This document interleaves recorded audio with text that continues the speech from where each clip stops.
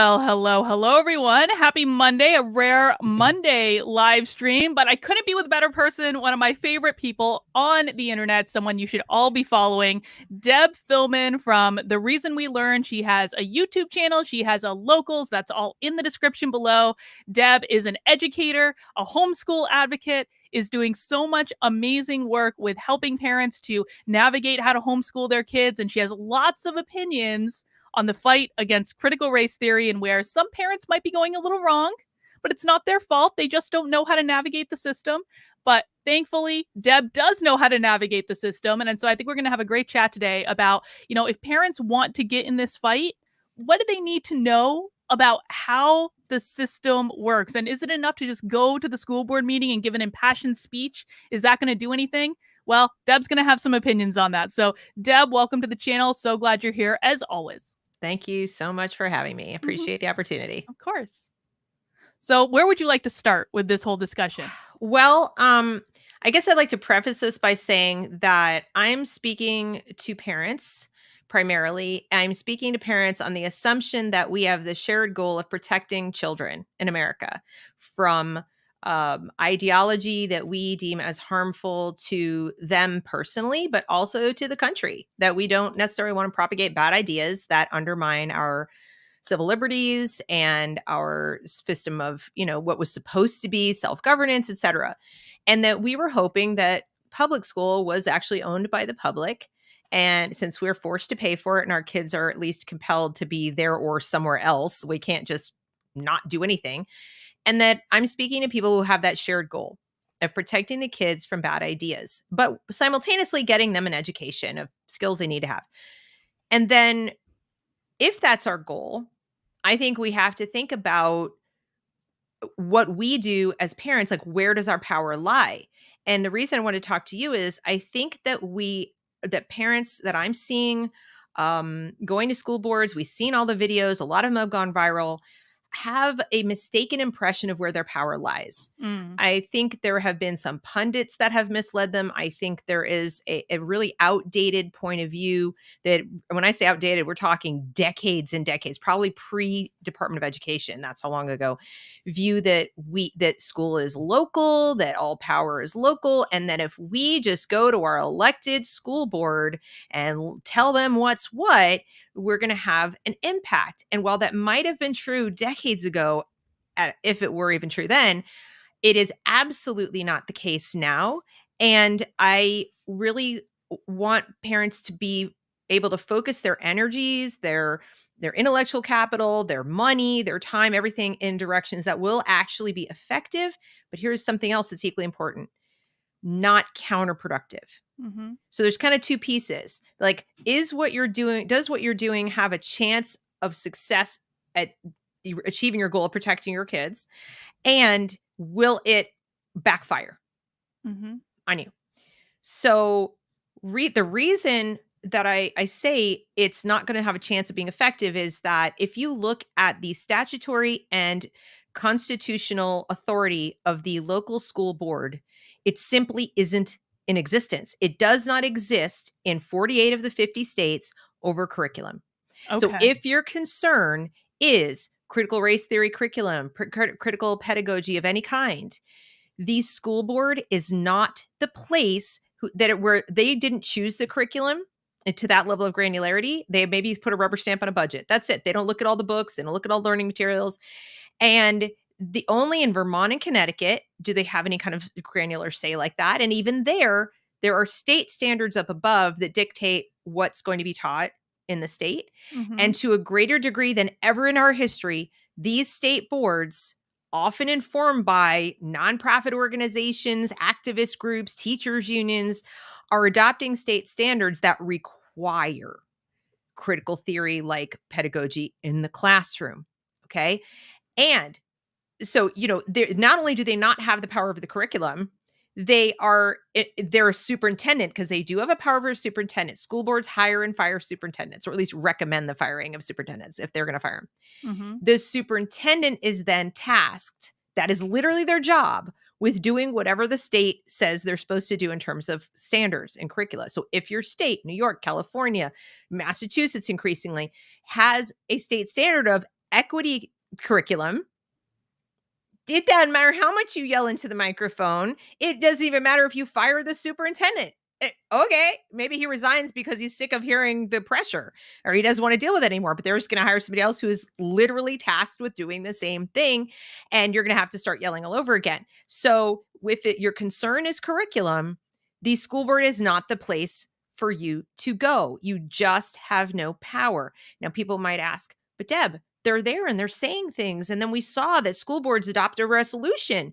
Oh, we have adopted a resolution against critical race theory. Okay, when Congress adopts a resolution that we're not going to use the term mother, or when Congress non-gendered language birthing whatever, people. when Congress resolves that they're going to do X, Y, or Z, does that have the force of law? No, it doesn't. School boards are not judicial or even quasi-judicial bodies. Okay, they take their oath as Justice and I talked about today. They take their oath to represent the district, not you personally, mom and dad. And so when they have a school board meeting, they are having the meeting in public because that's required by sunshine laws. So you see what they're doing with your money primarily, or what they're doing like with certain rules and regulations about physical safety and physical plant, things like that. Mm-hmm. So mask debates, yeah, they do have some say if it's not a state mandate. But when it comes to, your public comment period, you do not have a First Amendment right to have public comment period. Right. You don't. You just don't. That's a gift. Like, if it's not on their agenda to be talking about critical race theory or talking about this book you don't like or that lesson plan that you thought sucked, then they don't have to listen to you. They do it. And if they want to cut it off, and you might think they're jerks, but they're there to do the business of their agenda. So if you're there to talk about their agenda, they're probably more likely to hear you. But if you're there to talk about something that's not on the agenda or that they have no power over, they're volunteers. They don't get paid. And please don't hear me defending the individuals on school committees. Because the other thing I want to say is, remember, they're a microcosm of society. They represent your neighbors. They represent your, the electorate in your district, which is probably pretty diverse, right? So they're probably going to be anywhere from 10% to 50% to 100% of them disagree with you.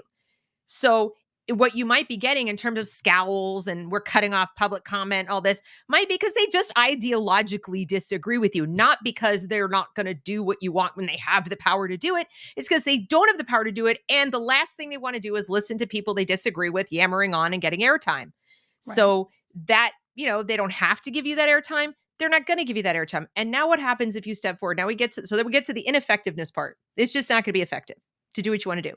Right. Now we get to the part about the counterproductive part. Hang on. Let's get on. Let's put a pin in the counterproductive part for a second. It's okay because I want to dig into the ineffective part a little bit, because I think that you got to be honest. Like, seeing some of these videos come out of school board meetings, like, people get really revved up. It is. We watched that entire school board meeting from Notamas after they fired that Antifa teacher. They were going to fire that Antifa teacher. Whatever ended up happening there, it felt really good. And one of the reasons I think that this is an important conversation to have is, just because things feel good doesn't mean they're actually productive at achieving the goal. I think that there's something to be said for energizing people, showing people that it's possible to go and stand up for what you believe in, spreading the message for what you believe in. But that doesn't mean that it's actually going to equate to action. And if you're just going and speaking at this, like, please tell me if I'm getting this wrong. If you're just going and speaking at the school board meeting and then you're going home and saying, I did my good deed for the day, that's probably not enough. Am I wrong? No, you're correct. And even to those who say, oh, that's not all I'm doing. I'm building bigger groups to go to school board meetings, or we're putting together materials to go to school board meetings, or we're running for school board. We're going to take over the school board. It's like you're running for dog catcher. I'm so sorry. I wish I had better news for you, but they just don't have that kind of power. So you'll find out, as Justice did, and even as Paul Galato I talked to a couple weeks ago, you find out that the amount of good you're going to do as one individual in there, when you're not even allowed to talk to the people on the school board, that not in public, and you don't know how anyone's going to vote till you vote. And remember, because the power is so limited, and because the only thing that have power of these really tiny things, the people who get into that position are also potentially going to end up using it to do whatever the heck they want, or they're going to be stymied by all the other people who want to spend, 4 hours talking about the mascot of the school. And we can't, okay, we took away, it's not a Native American image, but what are we going to rename it? And, that's not even on the agenda, but that's what they want to talk about. And there's nothing you could do. And it doesn't have anything to do with what you care about. And now you're volunteering hours upon hours of your time and energy, and you can't talk about it with your family, and you can't talk about it with your friends. You can't talk about it publicly, to do nothing, to spin your wheels. A better protest would be for everyone who is on a school board who disagrees with what's going on in education to resign, like simultaneously up and leave and do a mass walkout of school board members to showcase how little power they have. Like, I'm sick of being a bump on a log who gets yelled at when I don't even have the power. Okay. So that would be a more effective form of protest there. But you're right that it's cathartic. And let's talk about the Natomas thing, because that's one that's a little gray. School boards do hire superintendents. Superintendents do hire or make sure that their schools are staffed with principals. Principals then go and they're through their HR departments, but interview and hire teachers. Okay. It's kind of like layers of an onion or so forth. And so if you have a teacher down at the school level with Mao on the wall, okay, and Antifa flags and teaching this, let's get real. The principal knew. There's no way. There's no way. Either he was stoned in his office all day long every day, or he knew. So the principal knew, other teachers knew, everybody in that building knew. And that means there's a high likelihood the superintendent knew. So if the parents are going to the school board and saying, you got to fire this superintendent because the buck really stops on his desk. If he's got an incompetent principal who allows a radical teacher to be radicalizing students year after year, and the guy had been there for more than a year, okay, then he has to own that. It doesn't matter. He claims he didn't know, then you know what? He needs to be replaced because he should have known, because that's big. And also the principal underneath him needs to be replaced. So in other words, we've got a serious problem here. And what you guys can do is get rid of the principal. Okay. But before he goes, you need to get the resignation of this teacher. Okay. So that they could do. And then using the rest of the meeting, as long as they were willing to listen, or give you the airtime, that's perfectly fine if they're willing to do it, to say what you want to say and get it off your chest. And because that was really, really bad. And that's a staffing issue that goes well past the ideology in the classroom. That's a staffing issue. That's an incompetence issue. And yes, they do hire the superintendent. And at a certain point, it's kind of like General Milley. We'd all like to see him, out the door, right? Okay, well, whose job is that? Oh, right. Okay. So at a certain point, the buck stops on someone's desk. And that would be the superintendent. If you've got a principal who's that out to lunch. Right. Okay. So that's a gray area. But I'm talking about the ones like Ohio, like Hudson, Ohio, where you have a mayor who has no jurisdiction over a school board and no jurisdiction over the schools. And the school board certainly doesn't have jurisdiction over the 12th grade AP English class. Right. Specifically, to go in and start threatening people with legal action, whether it's civil action or criminal action, for distribution of pornography for an optional reading prompt book of 642 reading prompts for 12th graders in an AP class, which is a college level class. So they're either already 18 or being treated like they're 18. Yeah. Look, I'm the first person to say, get the sex out of 5th grade and get I wouldn't give that book to 8th graders, but to 12th grade AP English students, considering there are probably 600 other prompts that are perfectly fine.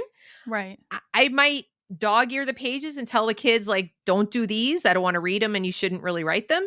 I might, maybe make the book. I think the book was optional, but I certainly don't think that anybody there, that's not a fireable offense.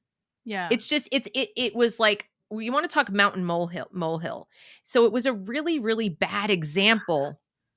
I agree with you. And I want to dig into this a little bit more. I do want to just acknowledge the super chat from Truman, Return to Reason. Thank you so much. The Tootsie Pop issue, what's actually taught is many, many layers removed from the board. There's utility in yelling, but much less than we think. And I think that this issue, talking about how, the mayor doesn't really have any jurisdiction, and really it's a much more nuanced issue that's been presented. This is one of the things that's kind of driving me a little bit crazy now that, so many more people knew about, you and I have been screaming about CRT for the better part of the last, year. Yeah, it's right? exactly your September 23rd. I think I made my first video about this topic. Yeah.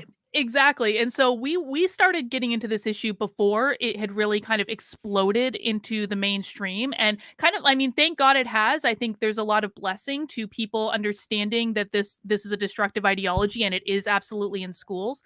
But what's come along with that I've noticed is, the people who are against it, who maybe have not spent as much time kind of trying to understand it as other people. And there's nothing wrong with that. People have lives, people have jobs. I want to acknowledge that. Like, not everyone can spend as much Right. time that people like us might spend thinking about critical race theory. And it's probably not even a healthy thing to do, to be honest. But when these people are coming in and maybe they're seeing a news clip off of Fox News or the Daily Wire, probably more so, or things like that, and they see the most explosive attributes of it and they just see people going in and yelling about it, they what I'm noticing is they're starting to they don't look at nuance. They're not looking and seeing there were 600 and some odd other prompts in this book, and it was an AP class, and that's kind of the deal with AP. They're like college level classes, and they're getting up in arms over things. I get emails all day every day from people saying my company's doing a diversity training, is this bad? Well, not all diversity training is bad. Or, I found the word diversity in one of my kids assignments. Well, that's not necessarily a bad thing. Like, everyone's got to calm down and start to look at the actual situation. And I'm seeing a lot more people who are just they're running right to be they want to get those views on Twitter, and so they're making these things out to be a bigger deal than they really It's are, it and can be not looking at the clickbait. nuance. Yeah, they're making clickbait. That's exactly the words. Am I wrong about that? No, you're exactly right. And so I worry because I don't want to see well-meaning and captive parents. I mean, Mhm. let's face it, you've had a year of complete turmoil with your kids, out of school, in school, out of school, virtual learning sucked, your jobs and lives have been disrupted. So I believe me, I am sympathetic, I am empathetic, okay? Um I'm homeschooling now, but my kids were in public school. So, and I was a public school teacher. So it's not like I have no idea what it's like in there. Okay. But I think it's really important, especially when you are busy and especially when the stakes are so high, it's your child, that you have to maximize the utility of your time spent on this. So if you're going to commit to going to do something, that you make sure you're not being used for clickbait, and not just by the people on quote unquote your side. Mhm. Okay.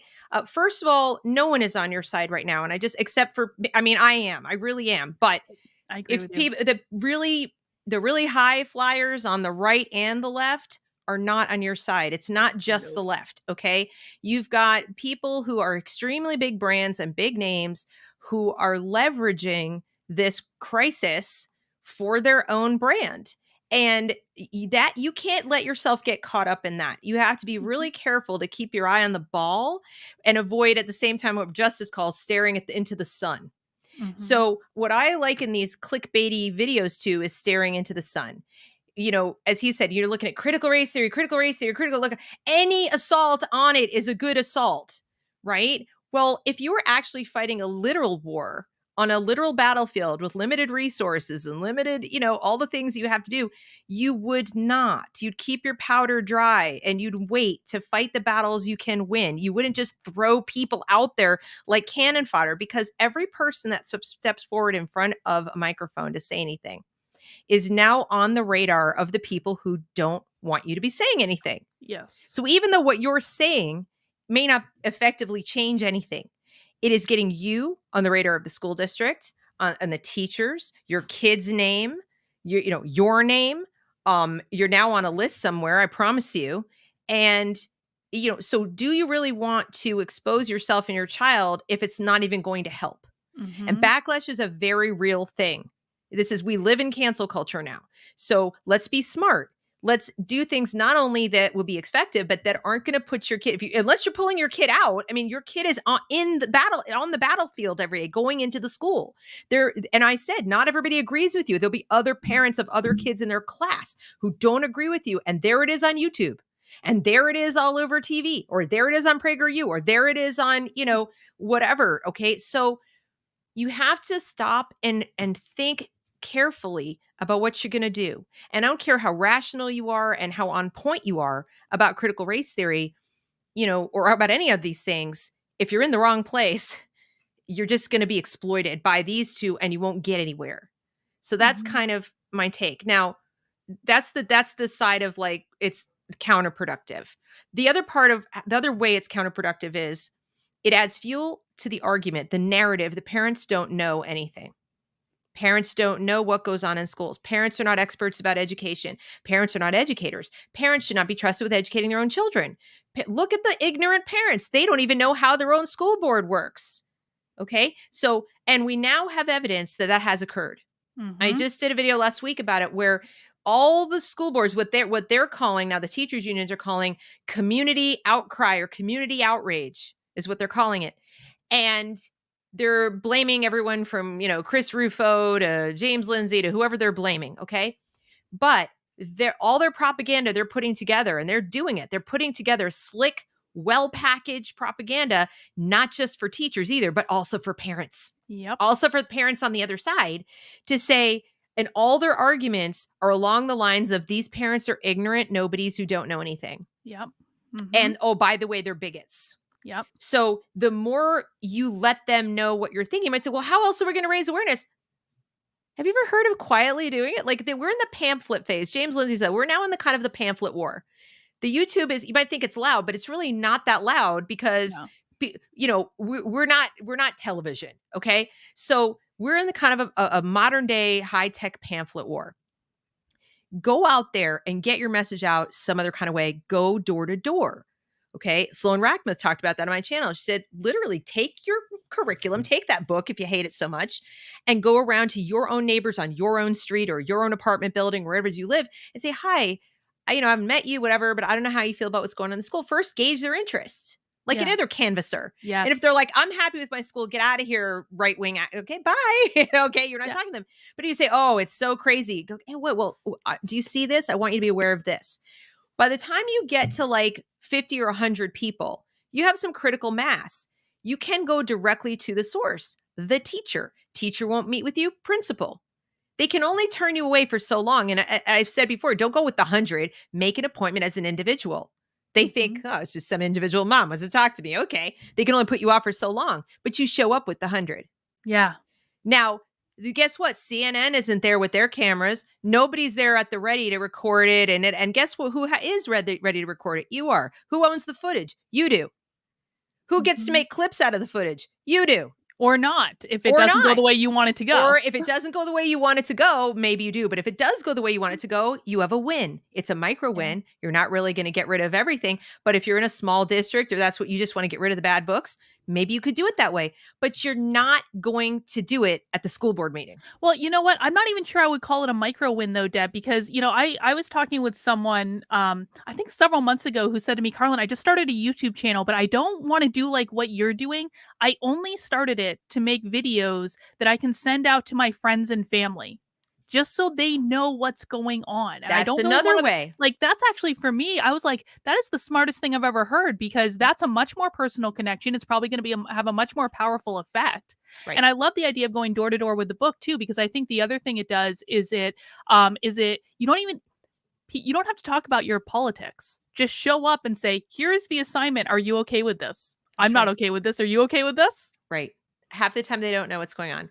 Yeah. And and you don't even have to give it a name. You don't have to call it critical anything. You just have to show them the material and say, this was, my daughter had this in her backpack today. It's her 5th grade sex ed book. They're masturbating. Look, there's a threesome. I mean, it's happening. This book actually exists. But, and there are people making TikToks and making Instagram videos, and that's fine. But it would be even better if they went to their own neighbors, because you become a TikTok sensation because you showed a pornographic book. First of all, TikTok's probably going to censor you. Somebody's going to censor you. But if you took the book and physically went, nobody can censor you. The worst thing to do is slam the door in your face. Okay, fine, I'm going to the next house. And you can be more selective too, by the way. You can go to the classmates of your children. They have a class list. You know who they are. So you don't have to go bother every single taxpayer if you don't want to deal with that.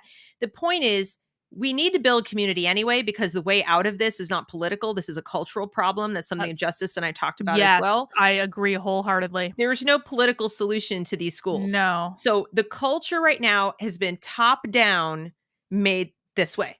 It really has. It went from like the think tanks and the universities into the grad schools of ed, then into the teacher colleges. So the way we're teaching and credentialing teachers is such that it's living in the brains of the teachers. So you can fire superintendents, you can fire principals, you can fire all these people, but every single credentialing and or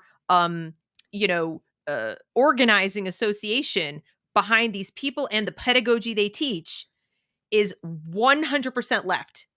100. There is no, forget balance. There is not even like a little, here's some conservative stuff. No, No, zero. And this is a point I make all the time. And I don't want to get us too far off track, but it just like, I really want people to understand, because I don't think people understand the scale of the problem with the public schools. The public schools are done.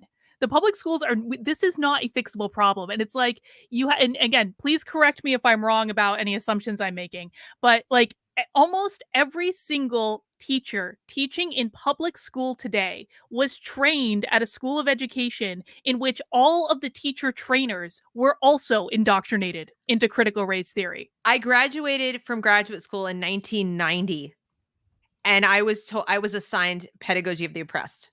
Yeah.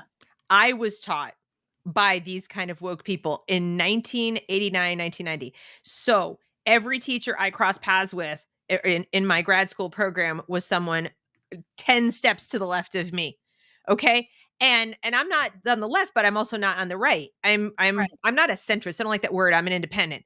But basically, I remember coming out of a class one time and saying, I'm not down with this cultural relativism junk and this, all of this, like, let's go this way, but not have a thing there.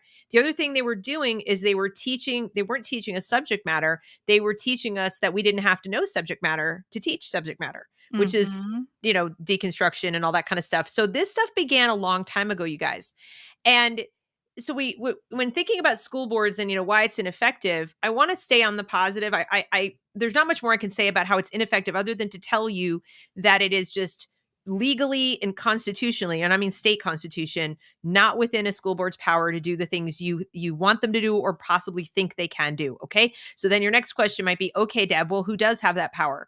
Well, in theory, your state board of education, but depending on how your state board of education is made up, maybe not even then, because there are commissions that by law, by statute in many states have been established, like ethnic studies commissions and other kinds of commissions, equity commissions, that have come together and given things to the state board that have the force of law. Like New York State Board of Regents has basically made it mandatory to teach culturally responsive pedagogy.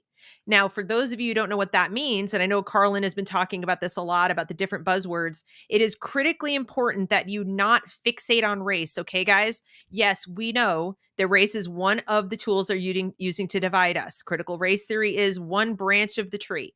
But what is actually more sinister and more pervasive across this country is something called social emotional learning, SEL, and culturally responsive education. Both of them have been around a long time and are being bastardized to use in your kid's school and fly under the radar a little bit because they don't have that racial component. A lot of parents go, okay, that sounds fine. Why wouldn't I want to be culturally responsive? Or why wouldn't I want to be respectful of other people's cultures? Or why wouldn't I want my child's social and emotional state to be taken into account? Except that's not what they're doing. It's not what they're doing. That's not what they're doing at all. They are trying to break down individual boundaries with your child as young as 6 so they can get inside your kid's head to make your kid more pliable for the indoctrination to come. It actually is what cults do. It's how cults break you down to pull you into their fold. They get rid of all of push you away from your friends, your family, etc. Well, the schools can't yet physically pull the kids away from their family more than 8 hours a day. They're working on it though, but they can pull them away emotionally. And that is the goal of SEL. That is literally the goal. And even though we have the PPRA, which is the pupil, something like I know I'm going to remember what it actually stands for, but it's protects your students' rights in a classroom not to be surveyed without your consent. And what do I mean by survey? Surveyed questions about your home life, your income, your religion, your marital status, the kid's mental health, the kid's gender and the kid's, sexuality. And we know that this is the most violated federal law there is. We have seen it. We've seen the curriculum where the kids are being surveyed. And so they're getting wise that they might be called on the carpet about it. So they're getting clever. And rather than handing the kid a literal survey and saying, here, fill in the blanks, they are having these as part of assignments. Let's do an art project where you make a flower, and the petals of the flower will be all the things you don't like about your mom. I mean, I'm exaggerating, but you know but what I'm not saying? really. But not really. Right? Right?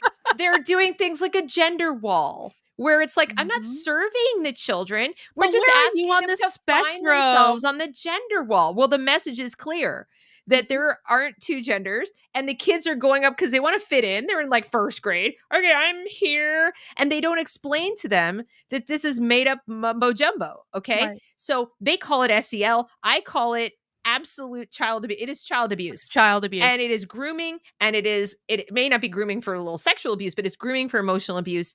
And that is, while you're busy staring at the sun and going anti-white or whatever, they are busy over here going, that's fine. You keep focusing on that. That's good. You get good and angry, yell at the school board, and we'll be over here doing this thing to your kid. So that by the time your kid's in middle school and you try to fill in with actual reason and logic, your kid's like, you're not a teacher, Mom. You don't know what you're talking about. Besides, you're this gender, you're this, you're patriarchy. Check your white privilege. Check your privilege, Mom or Dad or whatever. So where did that come from? That didn't come from, ironically, the critical race theory piece of the education. It came from SEL.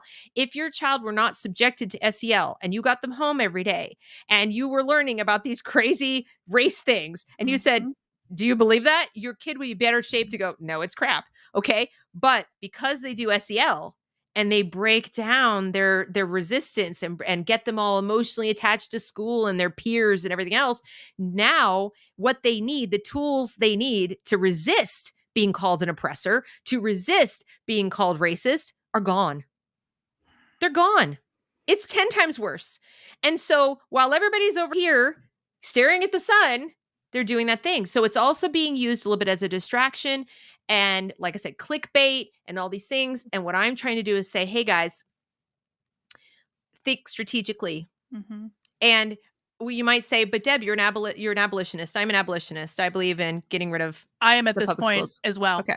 I went from being totally in favor of like, public schools need all the money and all the resource. We should support public school teachers. I was like that like 2 years ago. And now I'm like, get rid of them all. They all need to go. Right. But what people need to understand is, so I just described SEL, cultural responsive education. What is that?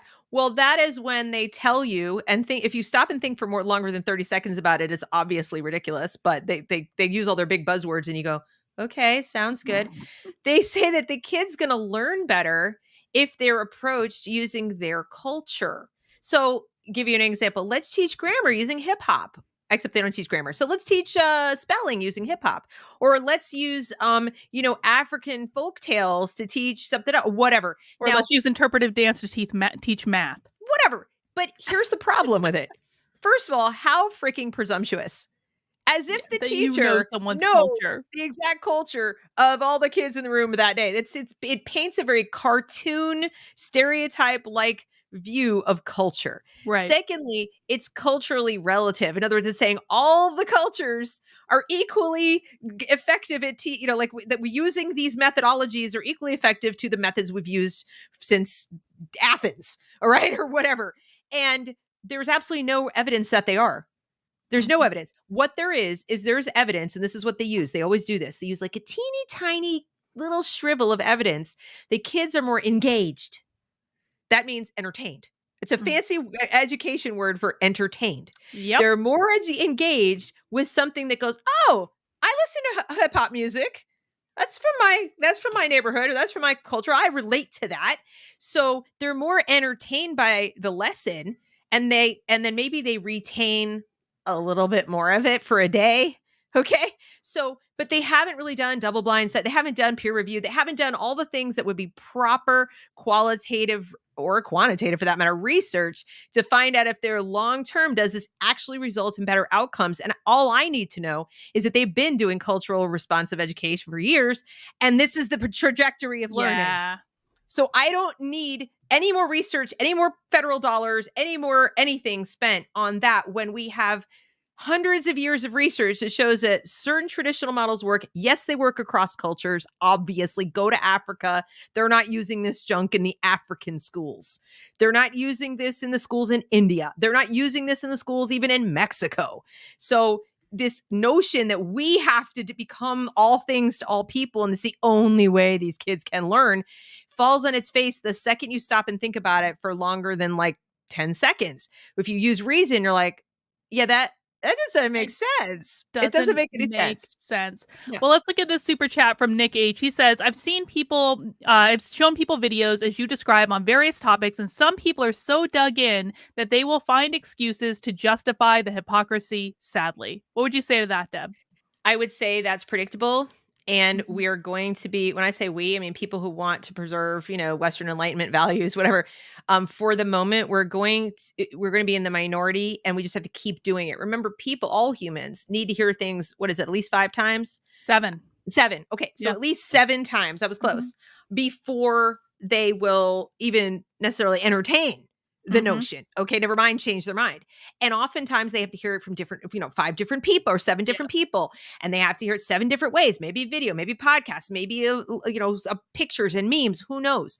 My advice to people is that's not a reason to stop talking. In fact, the beauty of this is that with every individual person who speaks up and just tells the truth unashamedly and unapologetically, you will find at least one other person who was dying to hear it. So that is probably more, but I'm going to go with at least one. Somebody somewhere near you, standing in the grocery store, at the Target, or at the doctor's office, or on an airplane, somebody is sitting there feeling like they're the only one who feels this way. James Lindsay talked about it, about being on the airplane. And I've had that same experience. Oh, yeah, me too. I think each of us who speaks out has had an experience where we were sort of either muttering under our breath, or we said something to a family member and somebody overheard us and they're like, oh, you too? Oh my God. Oh yes, me too. So, and they feel alone. So by you speaking, you're giving them permission to speak and to somebody else, and it snowballs. Okay. So as another thing James said, and this is on the Benjamin Boyce podcast. I'm like plugging somebody else's stuff, but just Boyce is the best. He's one of my favorites. Yeah. So he said it happens in societies, like especially when totalitarian societies are trying to like hold on to power or whatever. Yeah. Is you've got the original language, logic, reason, whatever. Then you have the new fake language, the Orwellian 1984 garbage, the handicapper general, we got that in there. And then you get the third one that mocks the second one. We're in that stage. We're in the stage of building that third language that mocks the second language. Clown world, things like that, people so stupid, all that type of stuff. Nightmerica. Journalism. I'm quoting Tom McDonald here. But whatever it is, okay, virtue signal. These are our words. This is our language. So the more you speak and the more you create this third language, the farther down the road they are to decay. Right. Which brings me to my next point, because people say you're such an extremist, you're an abolitionist. Okay, well, listen to how possible it would be to do some real damage to their ideology. There is a date. Now in Massachusetts, it's October 1st. You'll have to find out what it is for your state, but I'd say get on the stick, and whether you know the date or not, do this now, because it probably hasn't hit yet. If it has, I'm sorry, but there is a date in every state that is the cutoff point for funding for the year. And it may be for this semester. Again, check your state. In Massachusetts for the year, I'm pretty sure North Carolina it is as well. But anyway, you withdraw your child, you unenroll your child before that date.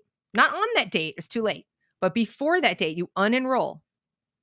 And that day is the day that the enrollment decides the funding for the whole year. Now, what happens if you got 50% of the district to just mass unenroll? It's like a strike. It's a walkout, but passively. You don't have to make a protest. You don't have to no one publicly is going to know your name. That's the beauty of this. The school will know your name, and you'll be like, we unenrolled, but they don't know why. They don't know if it was health reasons or you moved out of town, or they don't know why. You don't have to tell them. You just have to unenroll. And then you do have, depending on your state, a certain number of days to sign up for homeschool, get in a private school, move out of town, or whatever. They're not going to come after the truancy officer's not coming after you the next day. Right. So you unenroll through whatever process there is. The day arrives, Your student is not counted. That's money they don't have. Now, is it dollar for dollar the $17,000 that they were going to have or whatever thousands they were going to have on your child? No, but it's a sizable chunk. And across, let's say, even 30%, it's huge money. And here's what they will have to do if they're underfunded. They can't just tax you more that year. They can't. They have to first pay teachers. They have to first deal with their obligations that are contractual and so forth and provide the bare minimum. They have to provide the minimum education. They can't not do that. So you're not, people tell you you're hurting their students. No, you're not. You know who you're hurting? They can't go dip into that COVID money now and hire all the diversity I was people. going to say the diversity officers. All those new people who are not the bare minimum essential instructors now, are they? Mm-hmm. So if you really want to defund this garbage, you're not going to do it by electing or unelecting people. That's too long. It takes too long.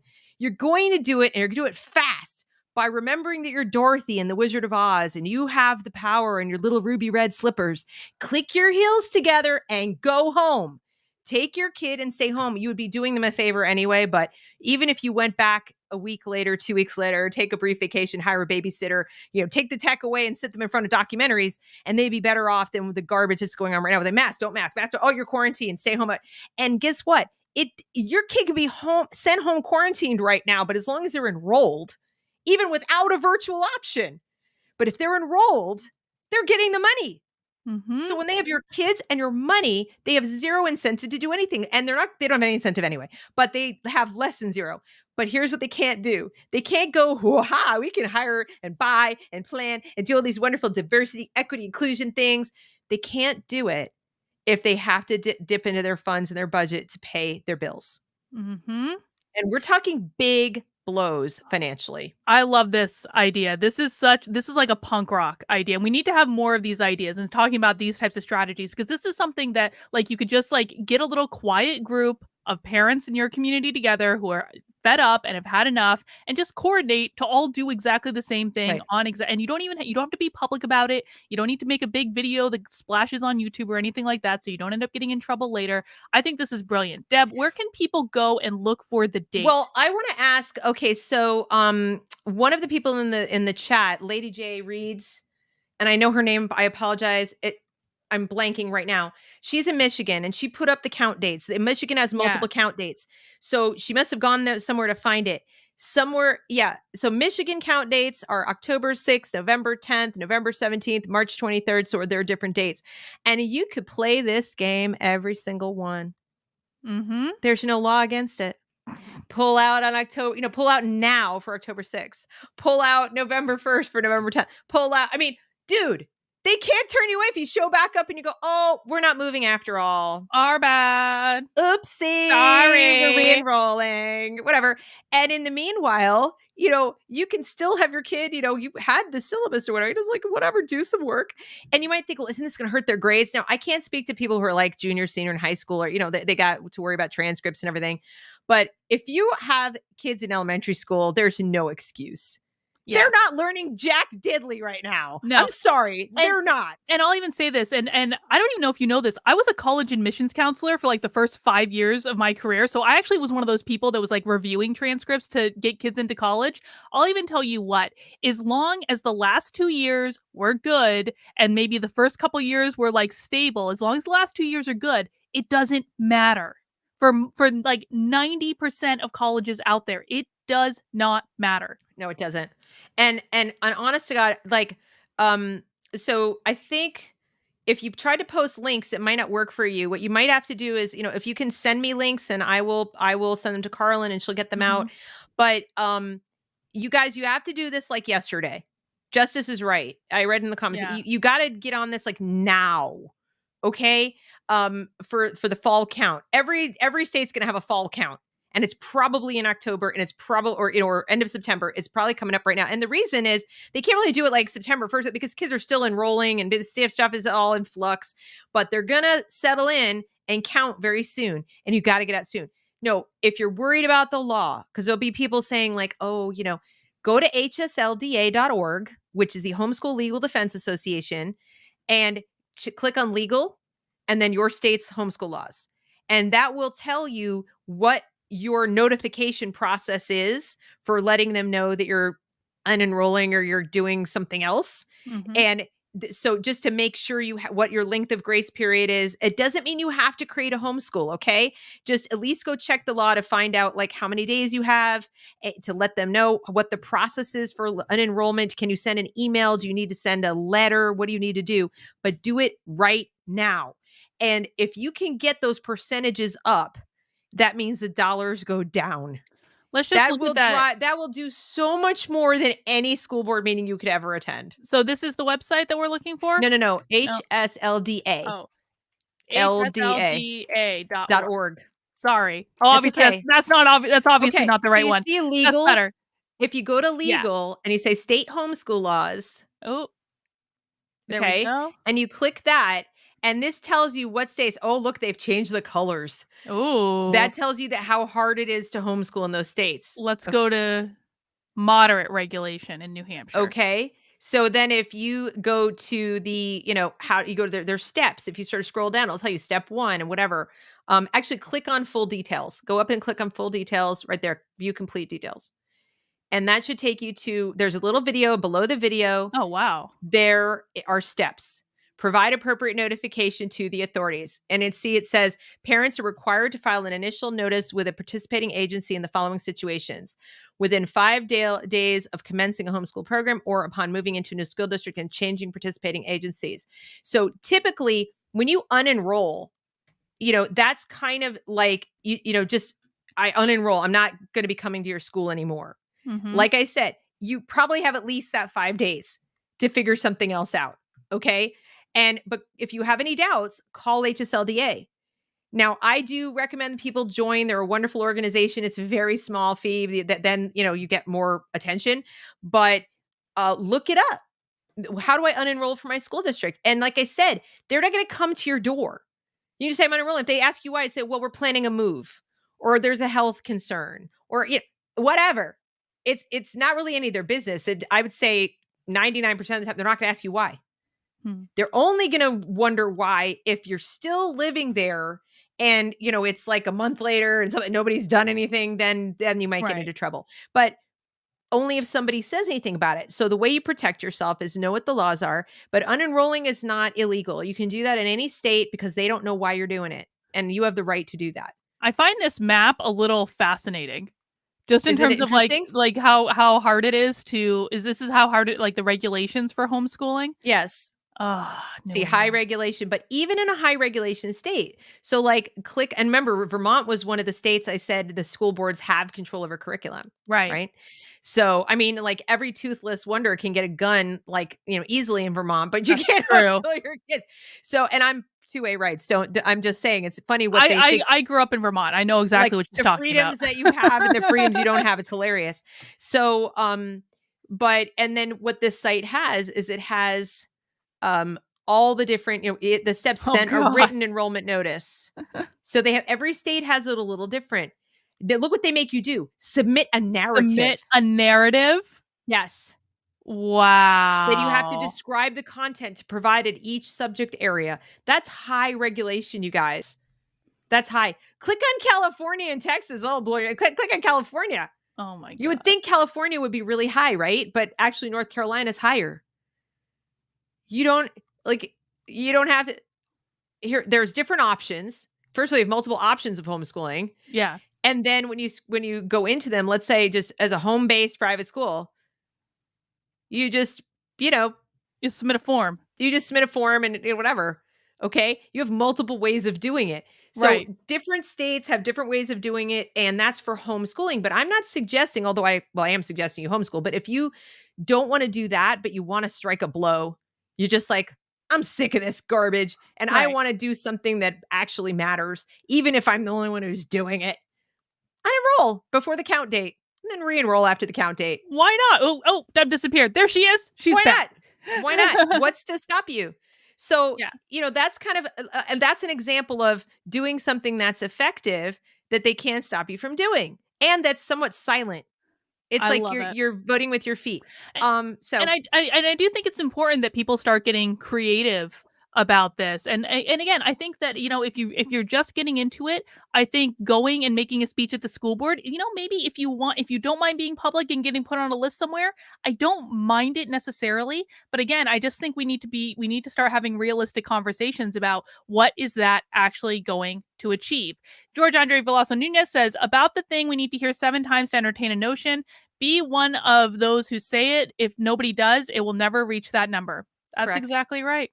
Yeah. That's My exactly my right. reasoning when I started my channel was, well, twofold. One, I felt like morally obligated. Like if I know Yeah. things and I see things that are wrong, I have to call them out because I have children, well, even myself. I mean, I'm in this world and how dare I know this and not share this information. Mhm. And then of course you encouraged me and said, it doesn't have to be perfect. It doesn't have to be, high production values or whatever. Just start creating, just start getting it out there. So that was, whatever your preferred method is, folks. If you do well with sending text to people, if you do well with writing emails, if you do well with making a video, even if it's private, Yeah. this is the newfangled pamphlet era. If you don't know what that is, that's the pre-revolution American Revolutionary period where they were just sending out pamphlets Mhm. and they wouldn't have anybody's name on them. And half the time, like the crown was like, who produced this? I don't know. I just found it. I don't know what you're talking about. And like, I wouldn't even discount going back to old fashioned pamphleteering No. because, print can work sometimes too. I'm going to be honest, and this is not directly related to education, but it is directly related to pamphleting. When I decided to join the Mises Caucus and the Libertarian Party, it was all because 2 members of the Mises Caucus in New Hampshire like me and my husband went out for a beer with them, and they handed me a pamphlet. And that pamphlet had an 8-point platform that articulated everything I needed to know.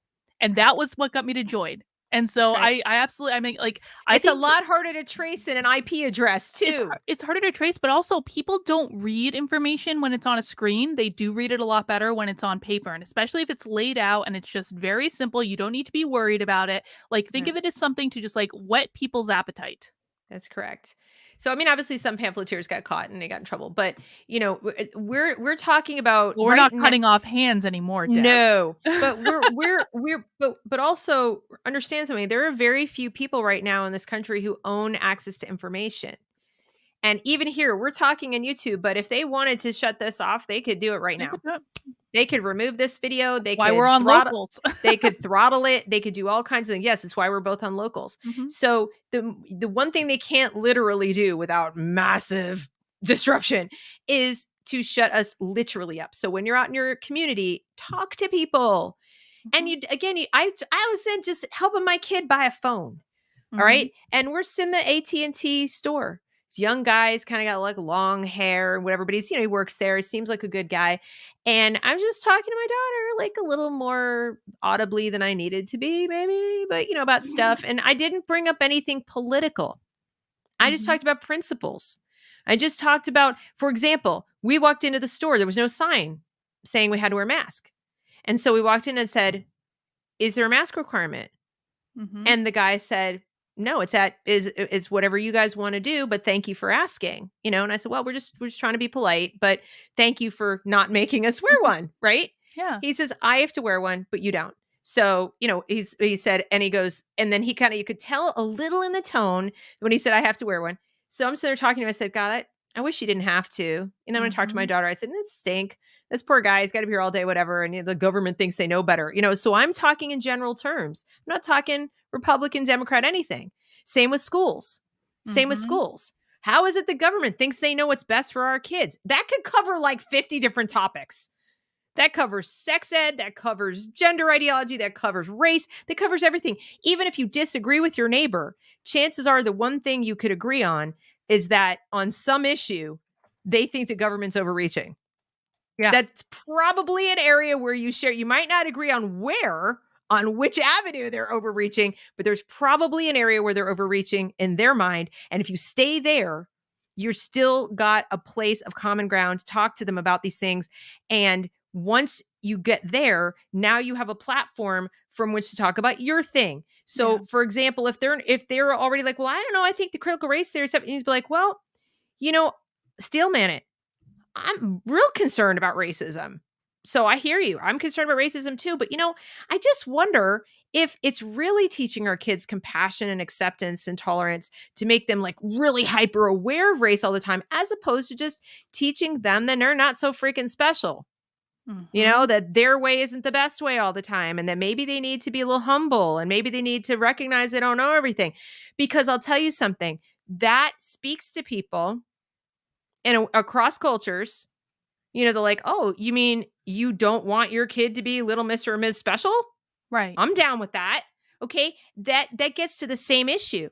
But if you're, because what and you're like, "Well, why would that work though? Like, why would it make someone feel bad about themselves? How would that help?"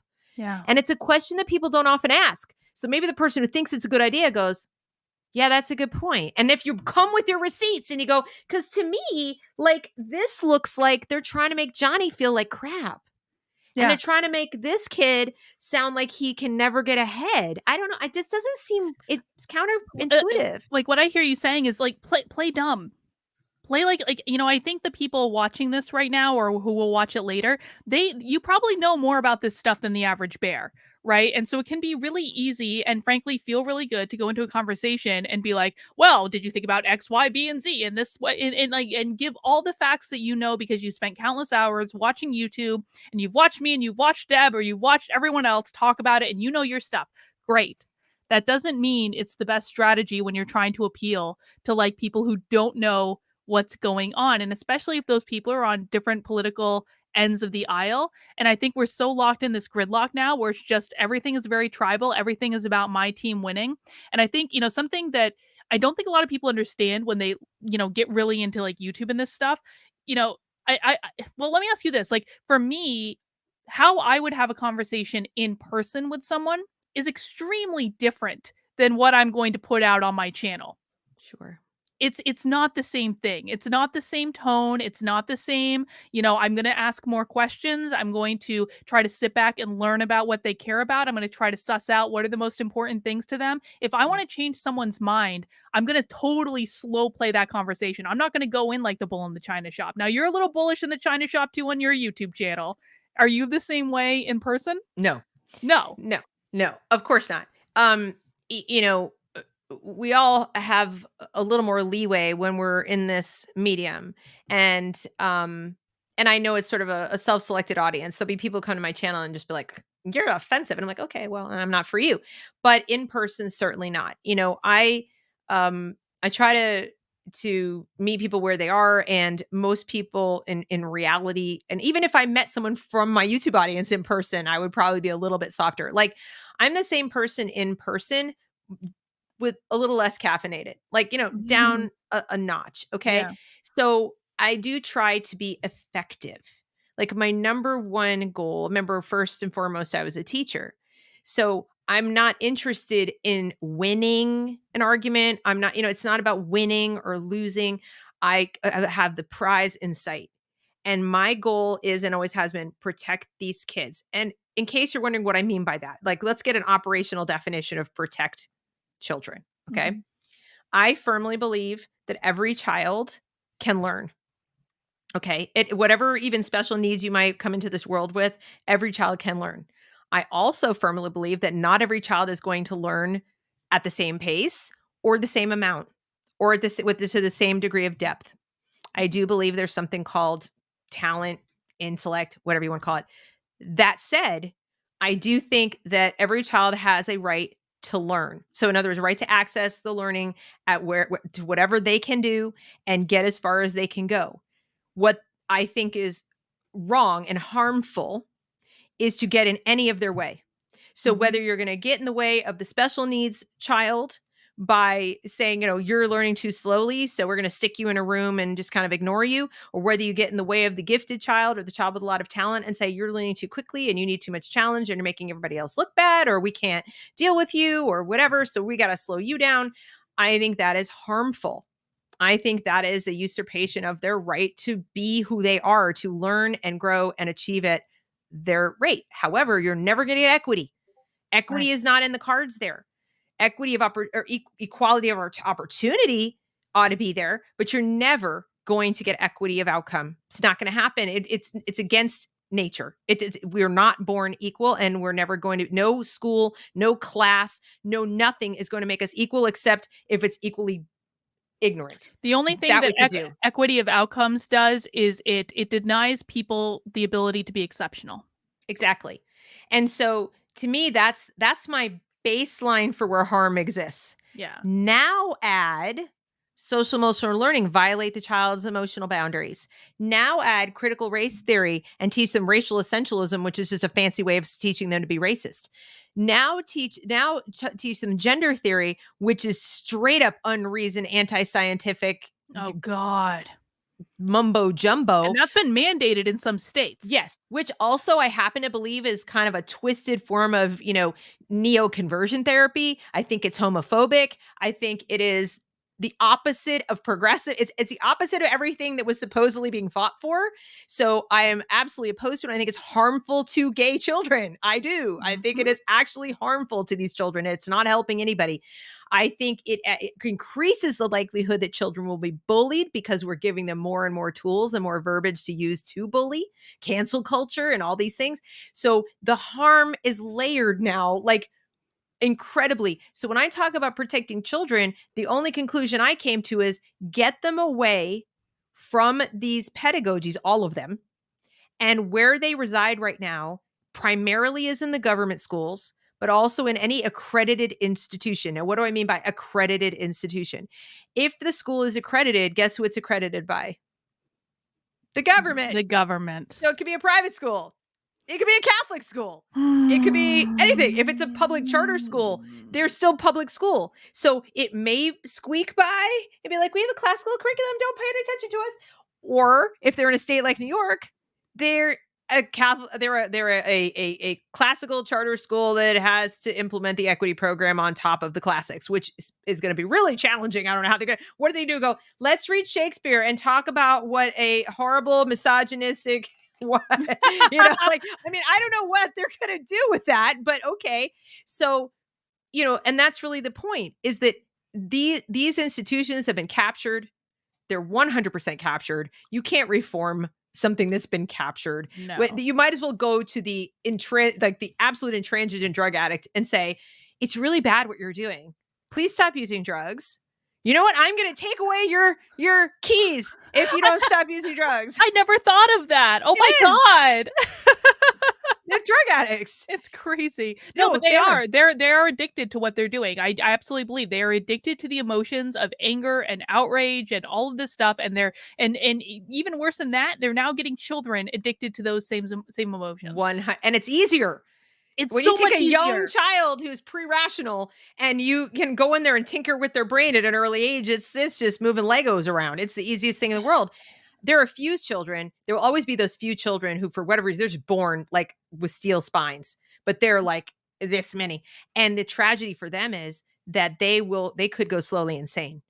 When you are a sane person in an insane environment, sometimes the only way to protect your mental health, even though your mental health can be harmed, the only way to not go literally stark raving mad is to go ahead and go along to get along. And that's why it's so easy to suck them in, because there is a fight in their brain going on, even in a young brain, because they have mom and dad. I love mom and dad, and mommy and daddy told me I was a girl, or mommy and daddy told me, but I was told this is good and this is right. And they're giving them a different message. And it's causing all kinds of cognitive dissonance, and it's painful. It's when you're a little person new on the planet and you're trying to figure out, how do I live here? Like, what are the rules and what I do? And the grownups I spend all day with say this, but the grownups I go to sleep with say this, and it's painful. And you end up typically going with not just the grownups you spend all day with, but the other kids. Yeah. So if the other kids fall prey to it, and those are the only people you can be friends with. Well, that actually is perfect for this next super chat. I love this. Thank you, Deb. My kids are being brainwashed and I don't know how to talk to them. That's exactly what you're describing. Yeah. Is like it does come a moment where people have to, like, they're going to be in this system for like 13 years at an absolute minimum, right? Right. And there does come a breaking point where it's just like, okay, I can't take it anymore. Path of least resistance. And this is why so many people, like, I'm going to make an analogy and tell me if I'm accurate. I think so many people, they start to kind of red pill at some point, like maybe like Nicki Minaj, like something happened and they're like, oh, this is messed up, and they start to red pill. But a lot of people, when they start going down that path, I actually saw a lot of my old lefty friends after January 6th, when everything was being censored everywhere. I was getting all these messages saying, Carlin, I'm not comfortable with this censorship. And I was like, you think? And so they kind of had that moment where the light went on, but they end up going back to where they were because it's so much easier to go back to that comfortable place rather than to continue down that dangerous journey of seeing what's really going on. And I feel like it's the same thing kind of with kids who are in school, where they might have those spines of steel, and God knows I was one of those kids, so I understand exactly what you're talking about. Yeah. But like, at some point it's exhausting. You get emotionally exhausted. In stress research, this is called like general adaptation syndrome, where like if you have an emotional stressor come in, you can kind of mitigate that stressor for a while. You can do things like maybe they get into sports, and so they have that kind of physical outlet, or they have a hobby and that gives them that outlet. You can mitigate the stress for a while, but if you don't relieve yourself of the thing that's actually causing you stress, at some point your body is actually going to physically break down until Right. you just give in. And that's Right. when people actually start getting physically sick too, which I don't think there's a coincidence that we're seeing more ADD than ever before, where we're Mhm. seeing more depression in kids than ever before. We're seeing more Yeah. anxiety. These are all caused by, I think, some of the immense amounts of stress they're experiencing at very early ages because of all this nonsense. Well, very much so, and especially, the older they get, when you hit puberty, you're already in a process of trying to figure out who you are and who you're gonna be, and you've got all these people around you telling you who you are or who you are supposed to be. And remember, that was always the case anyway. There has always been something that was normative. Okay, so there was there were people always rebelling against whatever the standard was. Whether you were the kids in the 50s who were doing, like they were doing rock and roll was really out there in the 50s. Like their parents were like, "Oh my god," clutching their pearls. Mhm. And so there's always been something the kids were kind of rebelling against that was sort of tradition, and then maybe they found their way back a little, whatever. But now imagine that it is the adults as well as the kids putting pressure like in their school. Like, so your own peers, rather than saying, "Hey, let's rebel," they're saying you must conform. Right. So there isn't even room to rebel.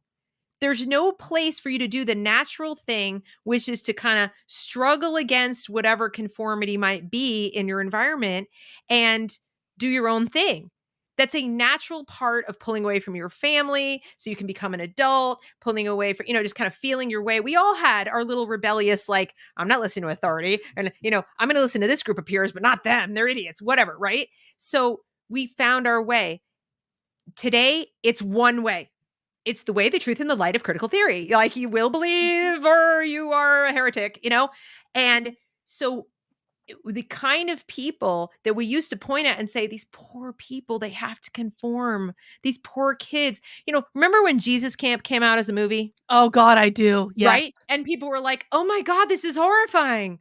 Look It's what's so much happening. worse These now. kids these kids can't say anything and they don't even know what they're doing and they're just like whatever." And then I go and I see some of the stuff the kids are being made to profess at regular public school, Mhm. paid for with tax dollars, where freedom of speech is supposed to be sacrosanct for the student, not the teacher. Then I'm just like, uh, what has happened? It is the opposite. We should have a movie night for both of our locals where we watch Jesus Camp and have a discussion about it. Because Jesus Camp, if you guys haven't seen Jesus Camp from back in the day, it is a trip. I remember that movie specifically.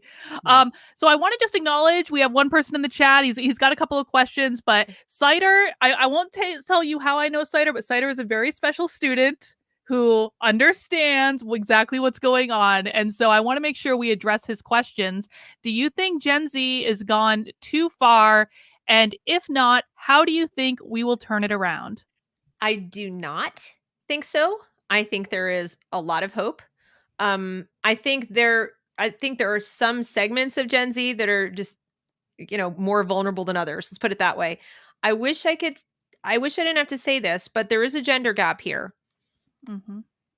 Girls seem to be more susceptible to this woke stuff and seem to buy into it with more fervor and seem to be more zealous and more, which, Yeah. by the way, if you go back through history and look at all the panics, whether it was satanic panic or even the witch trials, it tended to start with young girls, or it tended to Mhm. be more most like their most fervor with the female of the persuasion, or the female Yes. persuasion. So I think there's a problem there. Um but when it's not, like with my kids, you met my daughter Emma the other night, Carlin. Yeah. I think there's hope, because when they recognize it, when they're, I don't know if I want to call it red pilled, when they see that it's BS, they're impervious. Mhm. So they might be few and far between, but they are solid. Like, they're Mm. so solid, they'll even be skeptical to things I say, which is okay, which is healthy. That's what they're supposed to do. Teenagers are not supposed to listen to every single word their parents say. Right. They're not supposed to, like, go help their mom plant the sign in the yard that says, "In this house, we do these things." Like, that's, young kids maybe, but not teenagers. Teenagers are supposed to go, "Whatever, mom." Okay? So I know that my daughter and a few of her friends, and then some other kids I know, kids of friends of mine, they're not completely gone. They need to get out of these environments, though. Mhm. And we need to support those kids who are stalwart. We need to support them by encouraging them to find alternative paths to credentialing. So don't push Gen Z to go to college. Yeah. Please don't. Now, Yeah. if you've got a Gen Z kid out there who's saying, like, I need, and I absolutely need this very specific credential because I want to become this kind of thing, okay, fine. But college it's the next step. I graduated high school and I want to buy that stuff at Target that goes in your college dorm room. No, because I'm going to quote again, James Liddy. It's a toilet. Yeah. It really is. Remember, this stuff came from above. Why would you take your kid and then go, here, let's go from the frying pan right into the fire? You're playing Russian roulette with their values, not my line. That's Dennis Prager, but still, he's right. You're playing Russian roulette with their values. Even if you manage, and this is true for homeschoolers, by the way, even if you managed to keep them, away from this garbage, and then they go off to college, they're going to be boom, boom, boom, boom, boom, even increasingly in the STEM fields, but Mhm. definitely social sciences, humanities, Oh, yeah. forget about it. There's nothing to be gained. Nothing at this point. Now you might say, but Deb, what are they going to do? Okay, glad you asked. What they can do is they can start becoming part of the new economy. All right. Mhm. There are paths to entrepreneurship. There are paths to credentialing through community colleges, which are less captured typically, because they're there for people who are, they're taking classes while they're working, and they can't get immersed in any kind of college life. Okay. That's not so. And lots of the teachers there are like out working somewhere, doing something else. They're not just full-time instructors. So you might be able to take a class or get a certificate or start working and doing something. And Mhm. then if they find in the course of working and making money and saving money and getting established and getting a resume that there's some credential they need more that requires that bachelor's degree, then okay, go back for 2 years just to get the bachelor's degree while you're still working. Right. Because those kids, in addition to being bombarded 24 hours a day by this garbage, are going to come out after 4 years with debt, massive debt. Even if they get some scholarships, they're still going to have debt, Yeah. and they're going to have no job, no work experience. Oh, they were a waitress or a barista, but they're not going to have real work experience. You can, believe it or not, get hired with a high school diploma to be a receptionist or to work in, Absolutely. doing all kinds of things. You could start your own little business, little cottage business, walking dogs, mowing lawns. These are things that kids can do to build up their own value in the marketplace. And when they then need credentialing, it will become clear. And it will also become clear where they should go get it. They'll get references from employers possibly who already want to hire them. Be like, I like you. You're Mhm. a clear thinker. You're a smart kid. You didn't go off to one of those Ivies and get that degree. You're smart. I like you, kid. You know what? I'd be able to pay you more. I'd be able to do this if you had this degree. Or you know what? You want to apprentice to do that? Let's not even worry about it. My husband works for Duke Power, and he's a computer software engineer. Mhm. And at this point already, they used to have a bachelor's, must have the bachelor's. They're now saying certificates are way more valuable, Yeah.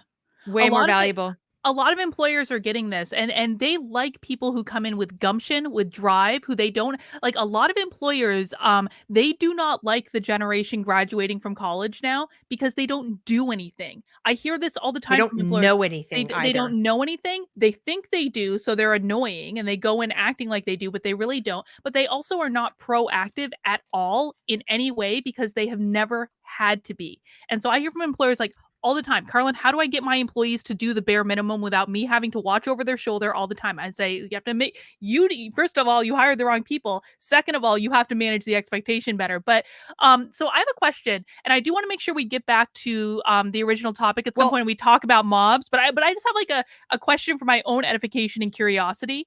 Because I think the point you made about there being a really small percent of students who are in school who have like the spine of steel and like can kind of see through all of this crap. like they Like know it's BS. they know it's BS, but so like I know when I was in school and I was incredibly bored all the time in school, and I would frankly start to get angry about having to do this all day every day, and I would get a little persnickety. I'm sure that is shocking to everyone on this channel that I got a little persnickety. But I think, I think looking back for me at that time, it was like a reaction to you're forcing me to go sit in this hellhole all day where I'm not learning anything and I'm being fed nonsense by teachers all day. And I don't even need to do homework. And I graduated third in my class. It was so ridiculous. Like, are students, when they are kind of like, on like when they see the light like we want them to, are they likely to kind of act out when they're in these school environments? It's definitely a possibility. And of course, again, more likely when they're male. Yeah. There's been some analysis done. Brad Thompson wrote a piece about Columbine, and it was about the common denominator we're not looking at. And this was back, when he wrote it. I think it was, some years after Columbine, but we're talking years ago from now. Okay. And he was looking at how everybody was talking about mental health, and everybody was talking, or they were talking about guns, or they're talking about all these different causes. But the thing nobody seemed to talk about was the common denominator was school. Hmm. Nobody seemed to consider that these things were happening with a certain age group in schools. These kids, if they're that whatever's going on with them, could have done it at the mall. They could have done it, at home. They could have done, in the summer. I mean, there's so many things. They didn't happen in the summer.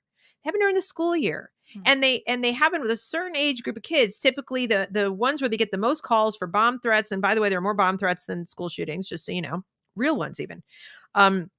There are typically those kids making that transition, that middle school to high school, that those ages. Okay, typically boys. And Dylan Klebold and Eric Harris were two, each one represented one, all different sides of this problem. One got the impression of like, this is all BS. You're all a bunch of liars and hypocrites, and nothing means anything. And so nothing means anything. In other words, like, what is the point of all this? And then the other one had this inflated sense of like, I'm so special. I was taught I was special this time, and now I'm not, like, but they're bullying me, and I'll make them see that they miss the mark of how special I am. So it's like this extreme insecurity. It really is. It's kind of, narcissism. Like, I've got a fragile ego because my fragile ego was almost created. Right. Right. And so the smallest bit of bullying, and now it's like, I'm going to show you. Right. And I'm going to tear it down. I'm going to tear it all down. Whereas the other one was like, what's the point? I just want to die because none of this is all BS. So it can go, that's the extreme. That's the extreme of what it can go to. Obviously not every kid. More likely is what happens is kids self-medicate. Okay. There are a variety of means. Excessive video gaming can be self-medication. You get a dopamine rush. Yeah. Eating too much, junk food, using prescription and or recreational drugs, vandalism, crime, any kind of a thing that basically says, like, I'm not happy and none of this seems to matter, is obviously increasingly, and of course, suicide is increasingly likely. Now, girls have a tendency to take it out on themselves more, Right. and their peers. So they can be extremely vicious with their peers and really cruel to their parents, and also really cruel to themselves. So you might see anorexia. You might see, I'm going to transition and start chopping parts of myself off, whatever. I mean, that is a concern of mine that this is Yeah. one way of kind of rejecting this difficult time period and refusing to grow up into this world of crazy hypocritical, adults. So what I don't see enough adults questioning is, what are we teaching our kids about ourselves?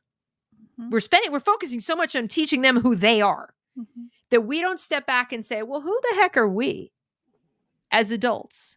Right. What do we want them to think of us, really? Because we made this world that we brought them into, right? And Mhm. what is their mindset going to be when we get done to, oh, it's this horrible place. It's horrible. It's white supremacist. It's this. It's patriarchal. It's all these bad things. And at some point, especially smart kids are going to go, hang on a second. You did this.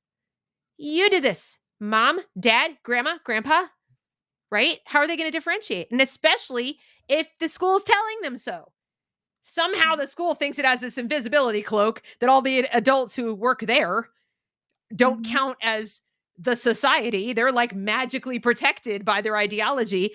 But why do these shootings and things happen at the schools? They're not magically protected. They're still seen as adults.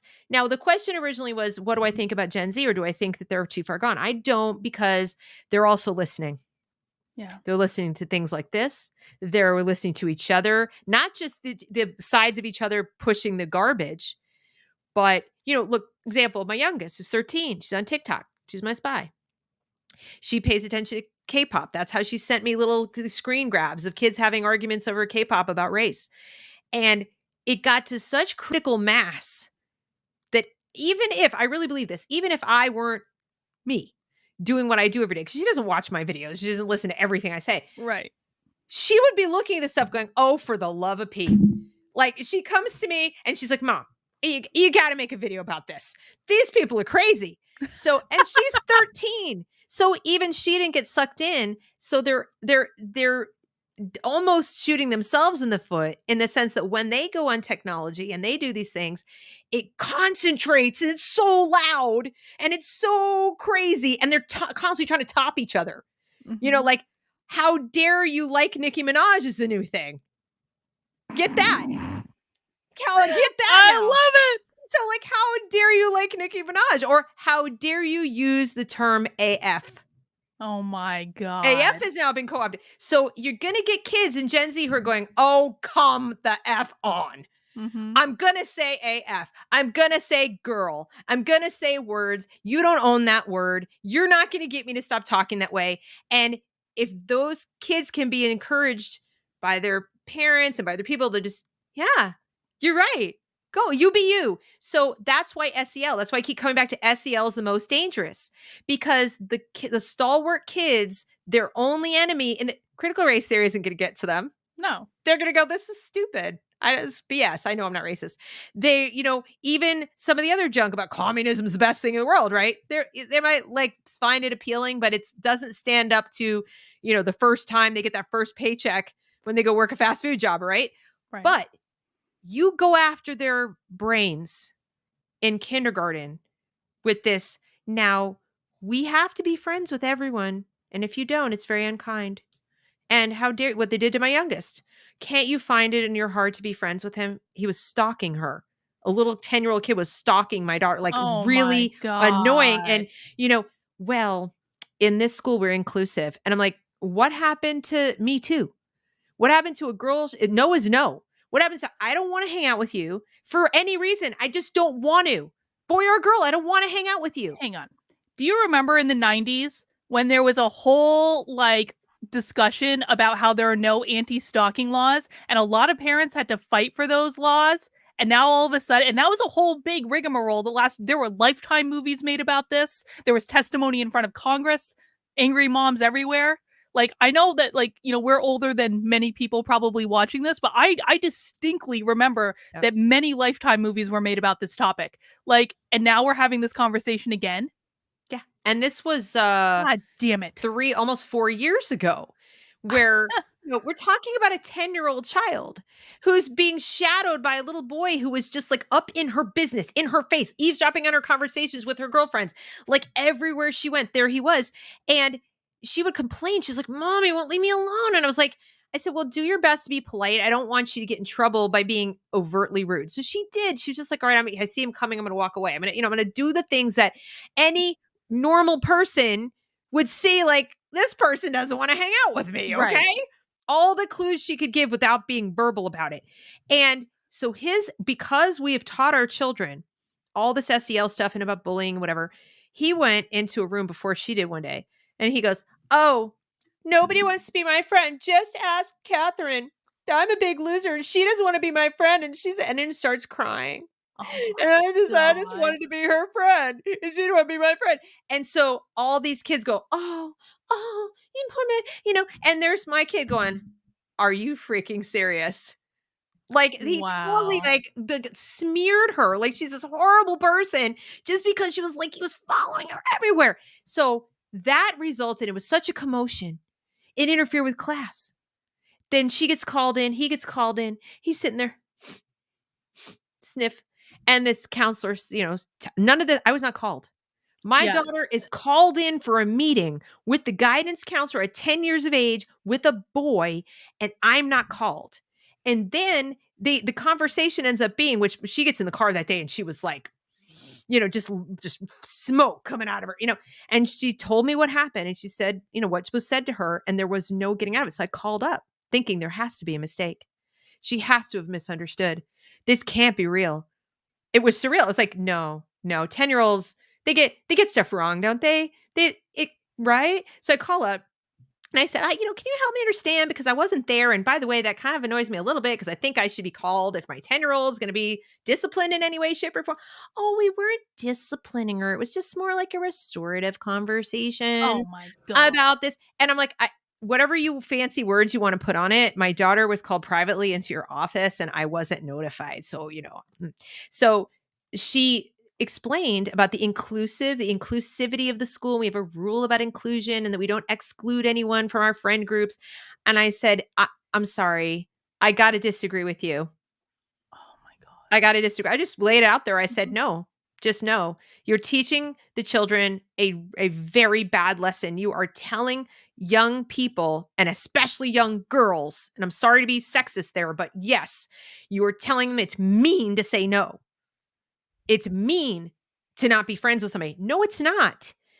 It is much better, and even research shows it is better to tell a child who might feel bullied or perceive that they're being bullied because someone doesn't want to be their friend, that, you know what? I'm sorry you feel bad about it, but the reality of life is not everyone's going to like you. And Yeah. it doesn't mean anything about you. It's not your reality. That is, they don't want to be your friend and that's them. You don't say that's their problem. You don't make it negative. You just say they don't want to. And you know what? Someday you're not going to want to be friends with somebody and that's okay too. You We've gone off the cliff with this inclusion garbage. You know what's so funny is so I used to go to all these big HR conferences where they would hand out all sorts of swag, and I literally have a t-shirt from one of these conferences from like 2015 or 2016, something like that, before all the woke crap started taking over organizations, that says HR rule number 7, not everyone is going to like you. Thank you. And do you know how powerful a lesson that is to teach a young child? And Mhm. yet, if you say that to people today, they go, and it's like, no, you're teaching them about reality. And guess what? Most kids at a very young age, even like 5, they can relate to that because if they think about it, in fact, I did this with my own kids. I'm like, I bet there's someone right now you don't like. But there's Mhm. someone right now you don't like, and you don't really know why. You just Mhm. don't get along with them. You don't have the same energy. Just like they like You things you don't don't like, click. whatever. You just don't click. And so guess what? Somebody out there feels that way about you. And that's okay. And that is the beautiful thing in the world is it's full of people. And there Mhm. probably going to be a whole lot more people that you're going to meet that are like you that don't like you.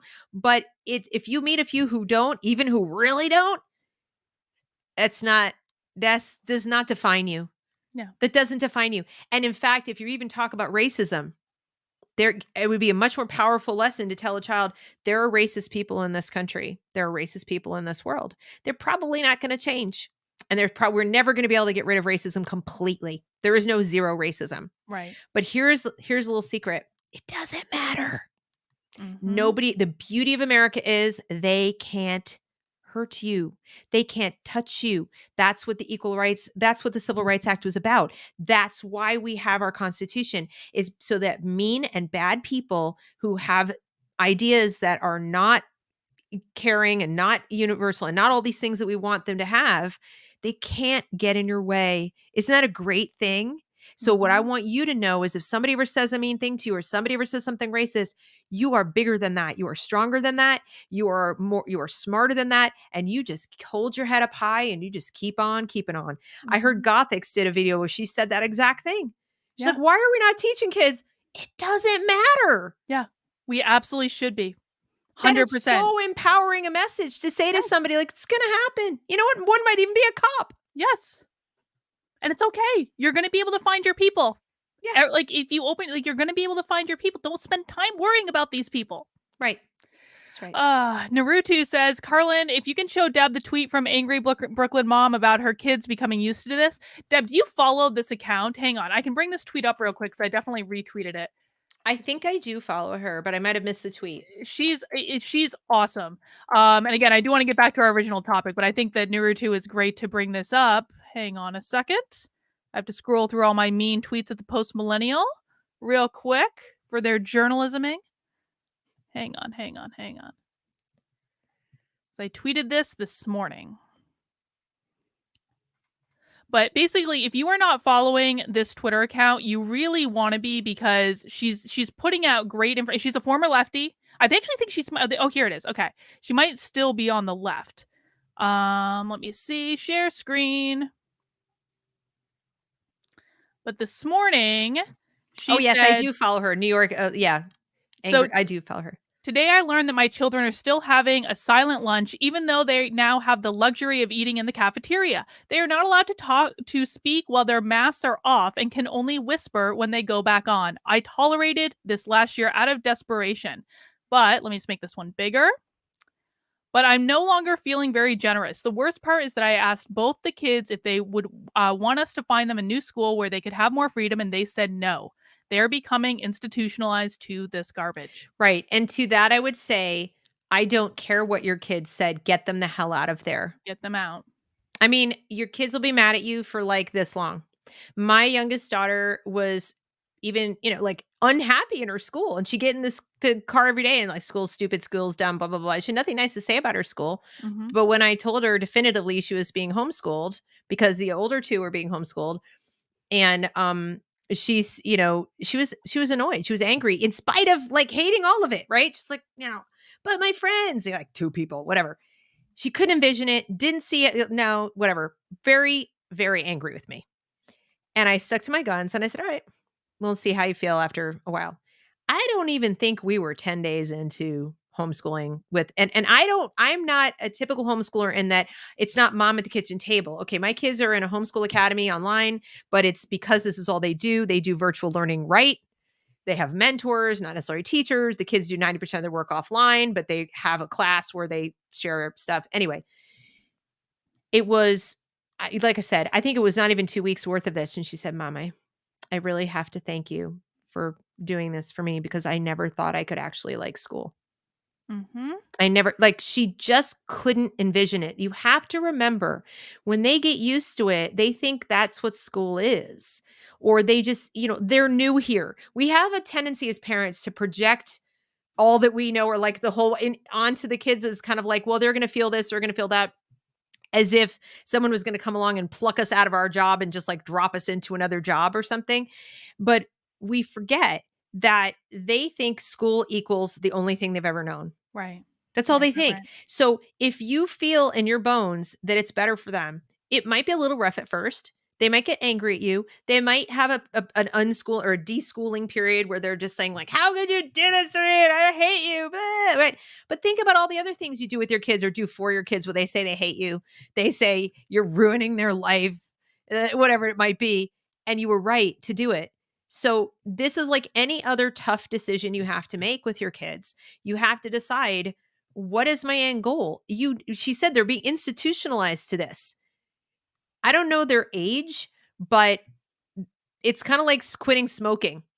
Yeah. You don't say, well, I've been smoking for 30 years. I guess I'll keep smoking. No, quit. Mm-hmm. It's you still do yourself a favor by quitting. Same thing with school.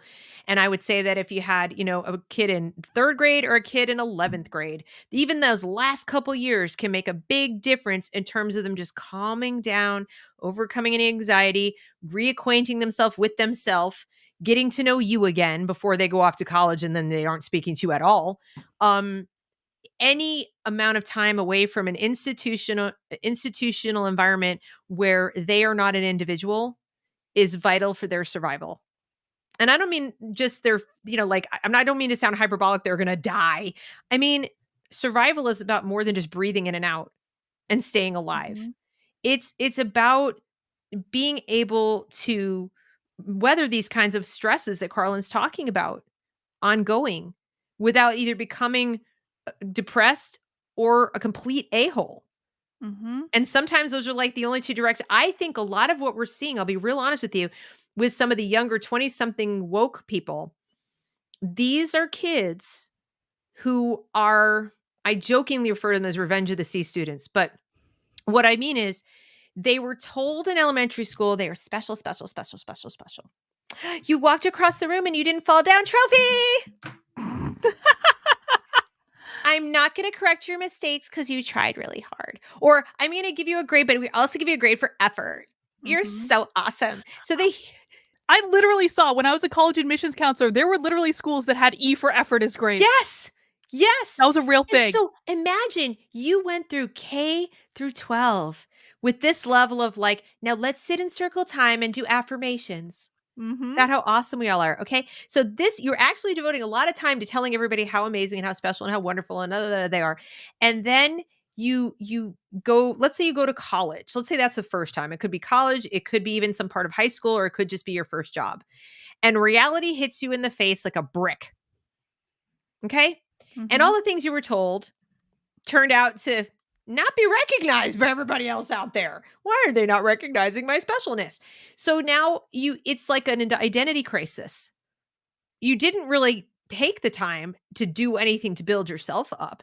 All of your self-esteem comes from external sources.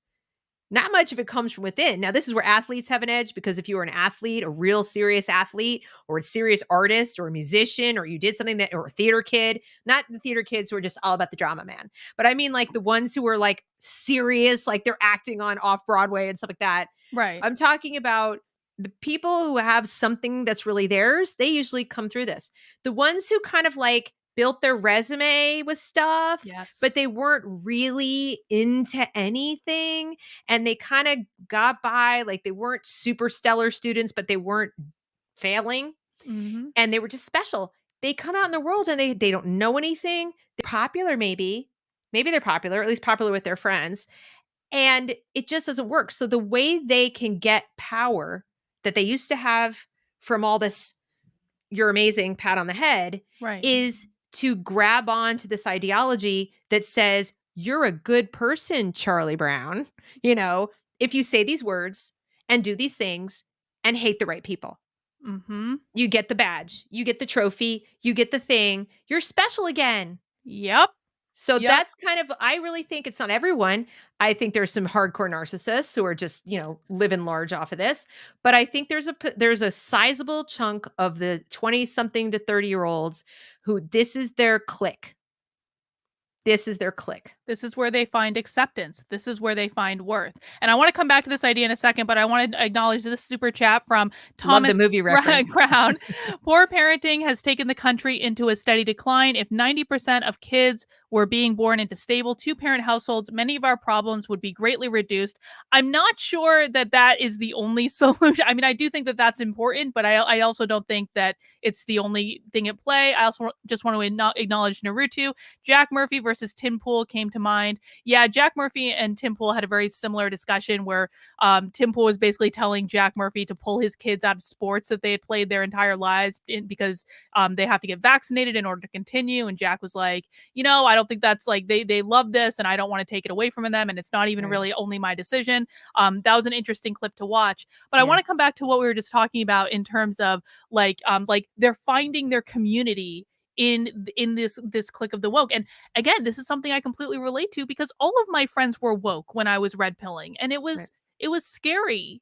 to put myself out there and to say, I don't know that I believe this, and here's some reasons why I because they all left me, and that's scary for anyone at any age. But I also think, I really wish I don't think I think a lot of people think that the kids coming out of all of this stuff, like they're narcissistic, you mentioned that, or they have like a high degree of self-worth.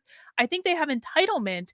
I Yes. don't think they have a high degree of self-worth though. No. It's not Because real self-worth, it's no. it, it's not real self-worth, because if they had self-worth, they would believe in themselves, in their abilities to go out and achieve something in the world, or to create something of value for the world. And I agree with you that the people who tend, I think one of the very key aspects to not getting sucked into like the woke pod people Yep. mentality is that you are focused on creating something of value for the world, whether that be you're focused on an art form, or you're focused on building a business, or Right. you're focused on giving something, rather Right. than, just looking for other people and community to provide that self-worth for you. But I do wanna touch on something that Thomas Crown said, because 'cause I'm noticing the rest of his comment, and Mm, I do want to acknowledge something, and I'm a divorced parent, so okay. I guess, part of the Sorry, problem, I although guess I you like wanna to back think up. my kids are good kids.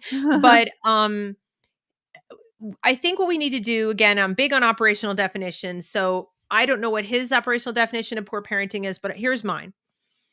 I think poor parenting is parenting where you have accepted the premise that you can put your kids in school and you basically done your job, and that parenting is then going to your job is going to be like at night and on the weekends. Okay. Mhm, And so I think it's not just the broken households, because I know some single moms who are super involved. Okay. mhm, And although I do agree that if we were a sane and rational society, we would do things to incentivize, not in a legal way, but I mean, we would support, and our culture would value and celebrate people who stay together for the right reasons, of course, people who make commitments seriously and soberly, and they don't take it lightly. Like, we celebritize, the way we do marriage in America is so gross.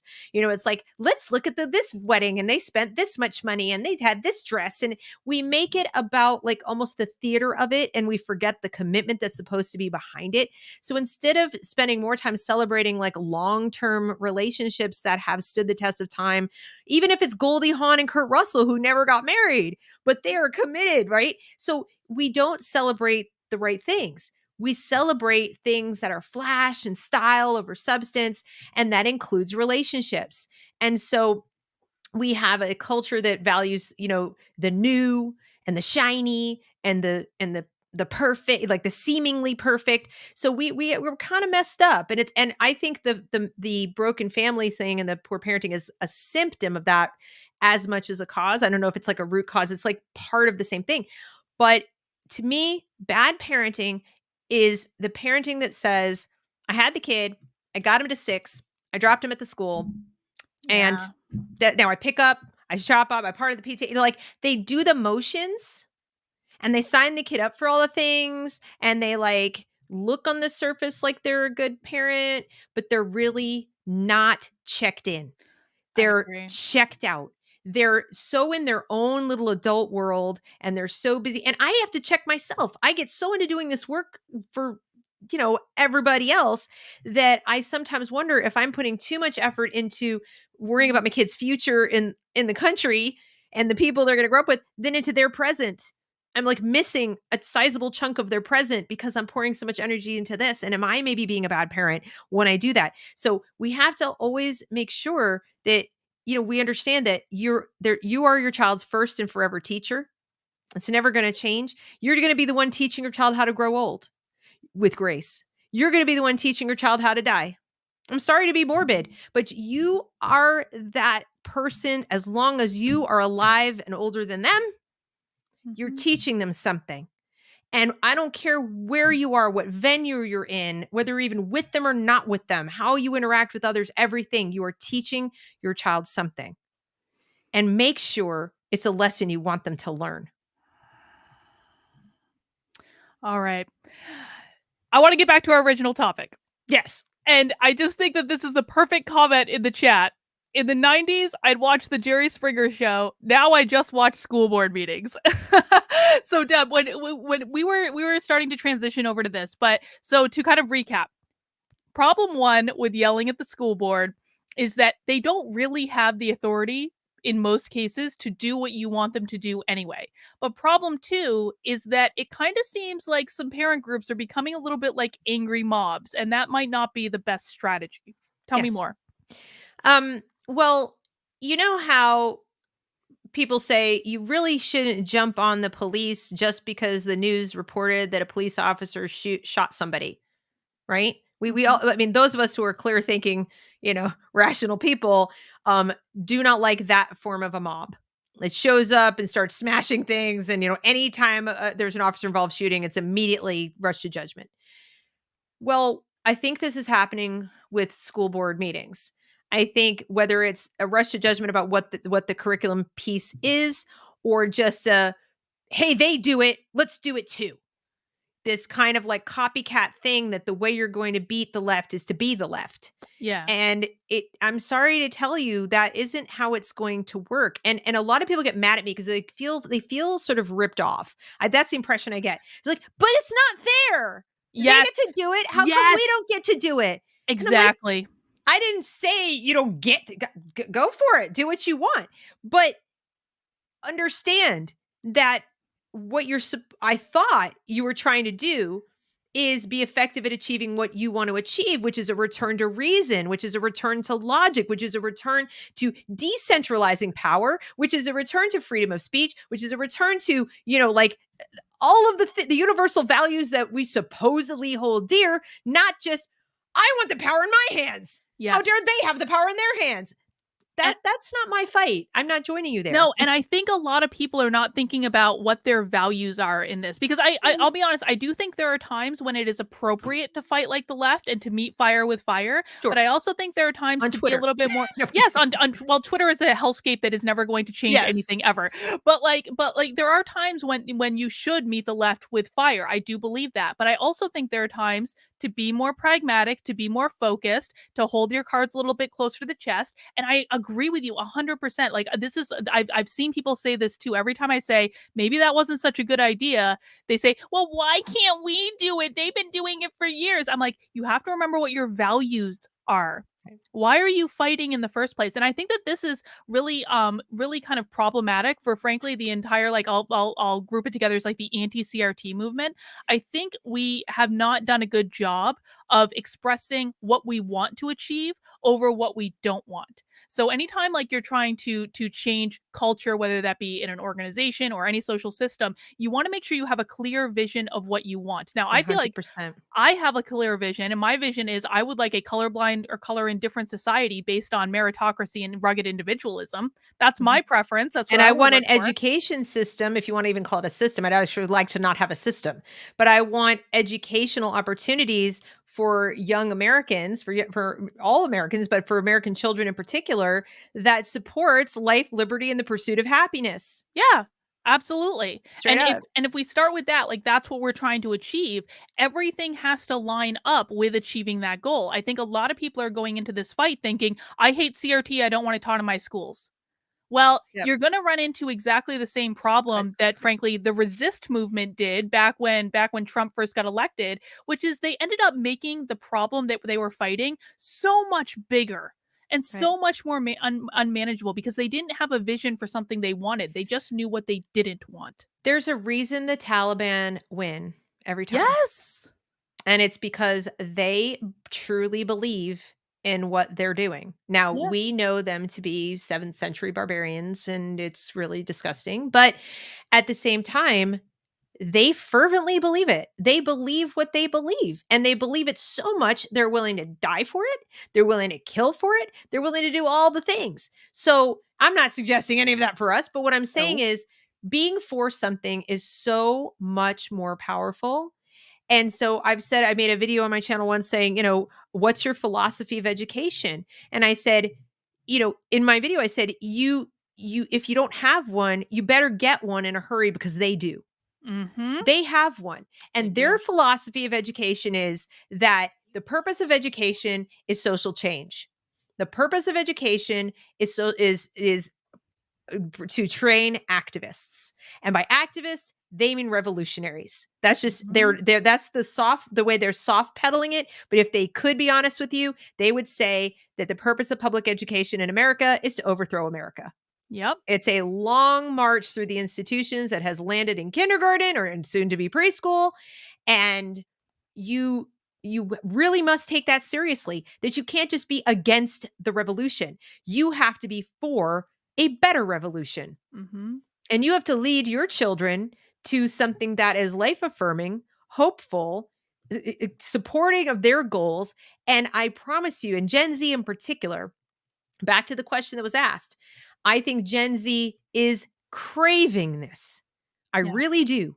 I think there is a high percentage of those who are sort of going along to get along because they're scared, because they don't know any different, because they don't see the adults for the most part on the mainstream and everything. They don't really see the like anyone providing them an alternative. Mhm. So they're just trying to like not get in trouble and not get canceled and not have no friends and not, get bullied and all these things. And then of course you have the stalwart ones who could be the leaders, who could be the future Thomas Jefferson or George Washington or Thomas Paine or whatever.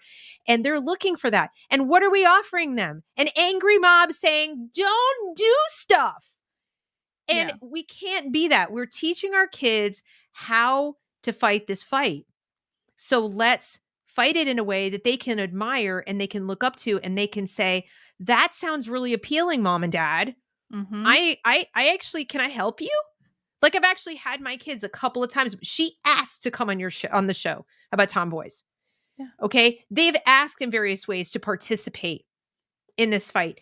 And why is that? Because I described for them a world in which they can have the freedoms that my grandfather fought for and would have died for in 2 wars. That I tell them what America is and is about, and the promise of not America the geography, America the idea. Right. And they want it. They want it, and they are pretty pissed off once you explain it to them. They're pretty pissed off that it is getting taken away from them, and I don't see that being clearly articulated. I really don't. In the anti-CRT movement, I don't see a pro liberty movement No. for for education. I agree with you, but you know where it is actually starting to come up is there are a lot of libertarian groups that are forming like these Moms for Liberty chapters that I think could actually do some of this work. But I Mhm. also want to say, like, I think it's really interesting that you mention kind of teaching them about, the reasons people have fought in wars over these things, because back when Gen Z was much younger, they were, and I think this is Strauss and Howe, I could be mischaracterizing this, but I'm talking like when they started looking at Gen Z and thinking about how Gen Z was going to develop as a generation, they were actually equating Gen Z to the greatest generation for a long, long time. And then what happened? The schools got them, and it completely changed the profile of the generation. And they started having a lot more stress and being focused more on activism. But the reason they were comparing it to the greatest generation is they were looking at these kids when they were younger, and they were like, they're volunteering at rates that we haven't seen before. They're much more civically minded. They're much more focused on their community. And this was back before they were ruined by the school system. And now Right. it's something very different. And in particular by college, because it didn't make its way to K-12 in like hardcore till Hmm. about till Common Core. Right. Okay, Common Core. Which is so ironic because Common Core was brought in as a response to deconstructionism, and because it was things were getting deconstructed to a point of ridiculousness. And so like, well, let's just have one common thing. But of course, all they did was dumb everything down even further. So I mean, I think there is a lot of reason to hope. Barry Weiss talked about the other day that we need to build these parallel institutions. The old institutions are gone. I don't want to be part of saving schools. I'm not really interested. So, and that's another thing. If you capitalize on your teenager or your young child's natural ingrained rebelliousness, Hmm. okay, because we're all born that way. I mean, like it's in us. We all think, the world wasn't made for me. It was made for you people. Okay, so if you can capitalize on that and let them know that, like, look, all these institutions were built by like our great grandparents, and they might have worked for them at that time, but they have been corrupted, and these people are all out for themselves and it's money and this and that. You're appealing to their natural little social justice warrior, but on the good side of it, okay? And just say, do you really think they have the best interest of these people at heart? Okay. And you can get them motivated towards something else. If you're trying to pull them out of the school, same thing. It's not, I'm pulling you away from your friends. It's, I'm pulling you away from ideas that are never going to let you be you. Right. I'm pulling you. It's not even away from that. I want to give you an opportunity to be whoever you're going to be. I want you to be able to breathe, and I want you to be able to be healthy. I want you to use your time to pursue your interests and your passions. I want you to become fully you. And what I see is I see you becoming a shell of your former self. If I had to talk to like kids anywhere from 5th grade on and say, Mhm. like, remember when you were little and you were fearless and you did this or you did that, or you loved to paint or you loved to whatever. And you're just like, I want that for you again. I Mhm. just want you to be you again. So it's less about I'm exerting my parental authority and pulling you out of school. And Right. like, we're going to go here and we're going to do this. And you can read your books you want to read and do the things you want to do. And yes, you're selling it, but why not? Why not sell it? We got to Mhm. stop being against things, guys. It's why conservatives lose. Every It's time. every time. It is not enough to be against these things. I mean, I can sit there all day and tell you why they're terrible. But what I'm hoping you'll also hear is why other things are better. Why Mhm. homeschooling is better, or why forming your own micro school is better, or why classical education is better, or why any number of other things that they're doing is better, so that you will realize nothing is stopping you except you. And you Mhm. might say, well, my job is stopping me, or this is stopping me. That these are temporary problems. Yeah. I'm not saying they're not problems, but life is hard. Choose your hard. I'll say it 1,000 times more before I kick it. No, I love that because I do think that again, that's the first thing I hear from a lot of people. Well, Carl and I have a job. Okay, well, fine, we all have jobs. Congratulations, you're an adult. But that doesn't mean you can't start making provisions for things. And I love this, way to kind of round out this chat is that we have to figure out what we're fighting for. And Yeah. then you have to start honoring that priority. You have to Yes. stop getting distracted with the nonsense of the day to day. And listen, I'm on Twitter as much as the next person, so I understand getting distracted with the nonsense. Same here. But you have to start focusing, like being very realistic with yourself about when am I doing things that are not constructive towards meeting my goal, and how much time am I actually putting energy towards building the things I want to build. Like I built my consulting business part-time while I was working full-time, literally while I was commuting 3 hours a day down to from New Hampshire to Boston on a bus, like use that extra time to build a consulting business part-time for years so that I eventually could go full-time with it and make it a thing. This is just what people have to do. It's part of the process. And going to tell if we're going to complain about the resiliency of young people, how they don't know how to encounter obstacles, how they don't know how to get over those obstacles, well, you know what? Take a little bit of the medicine that you're trying to give to them. Like I said before, what are we teaching our children by our behavior? If we can't rise to the occasion to find another way to like get them the hell out of there, the message they're going to get. Look, even my kids knew that I was legally prevented from pulling them out once they started begging to leave. Hmm. They knew that I had a judge who would throw me in jail if I pulled them out. Okay. And they still were like, isn't there anything you can do, mom?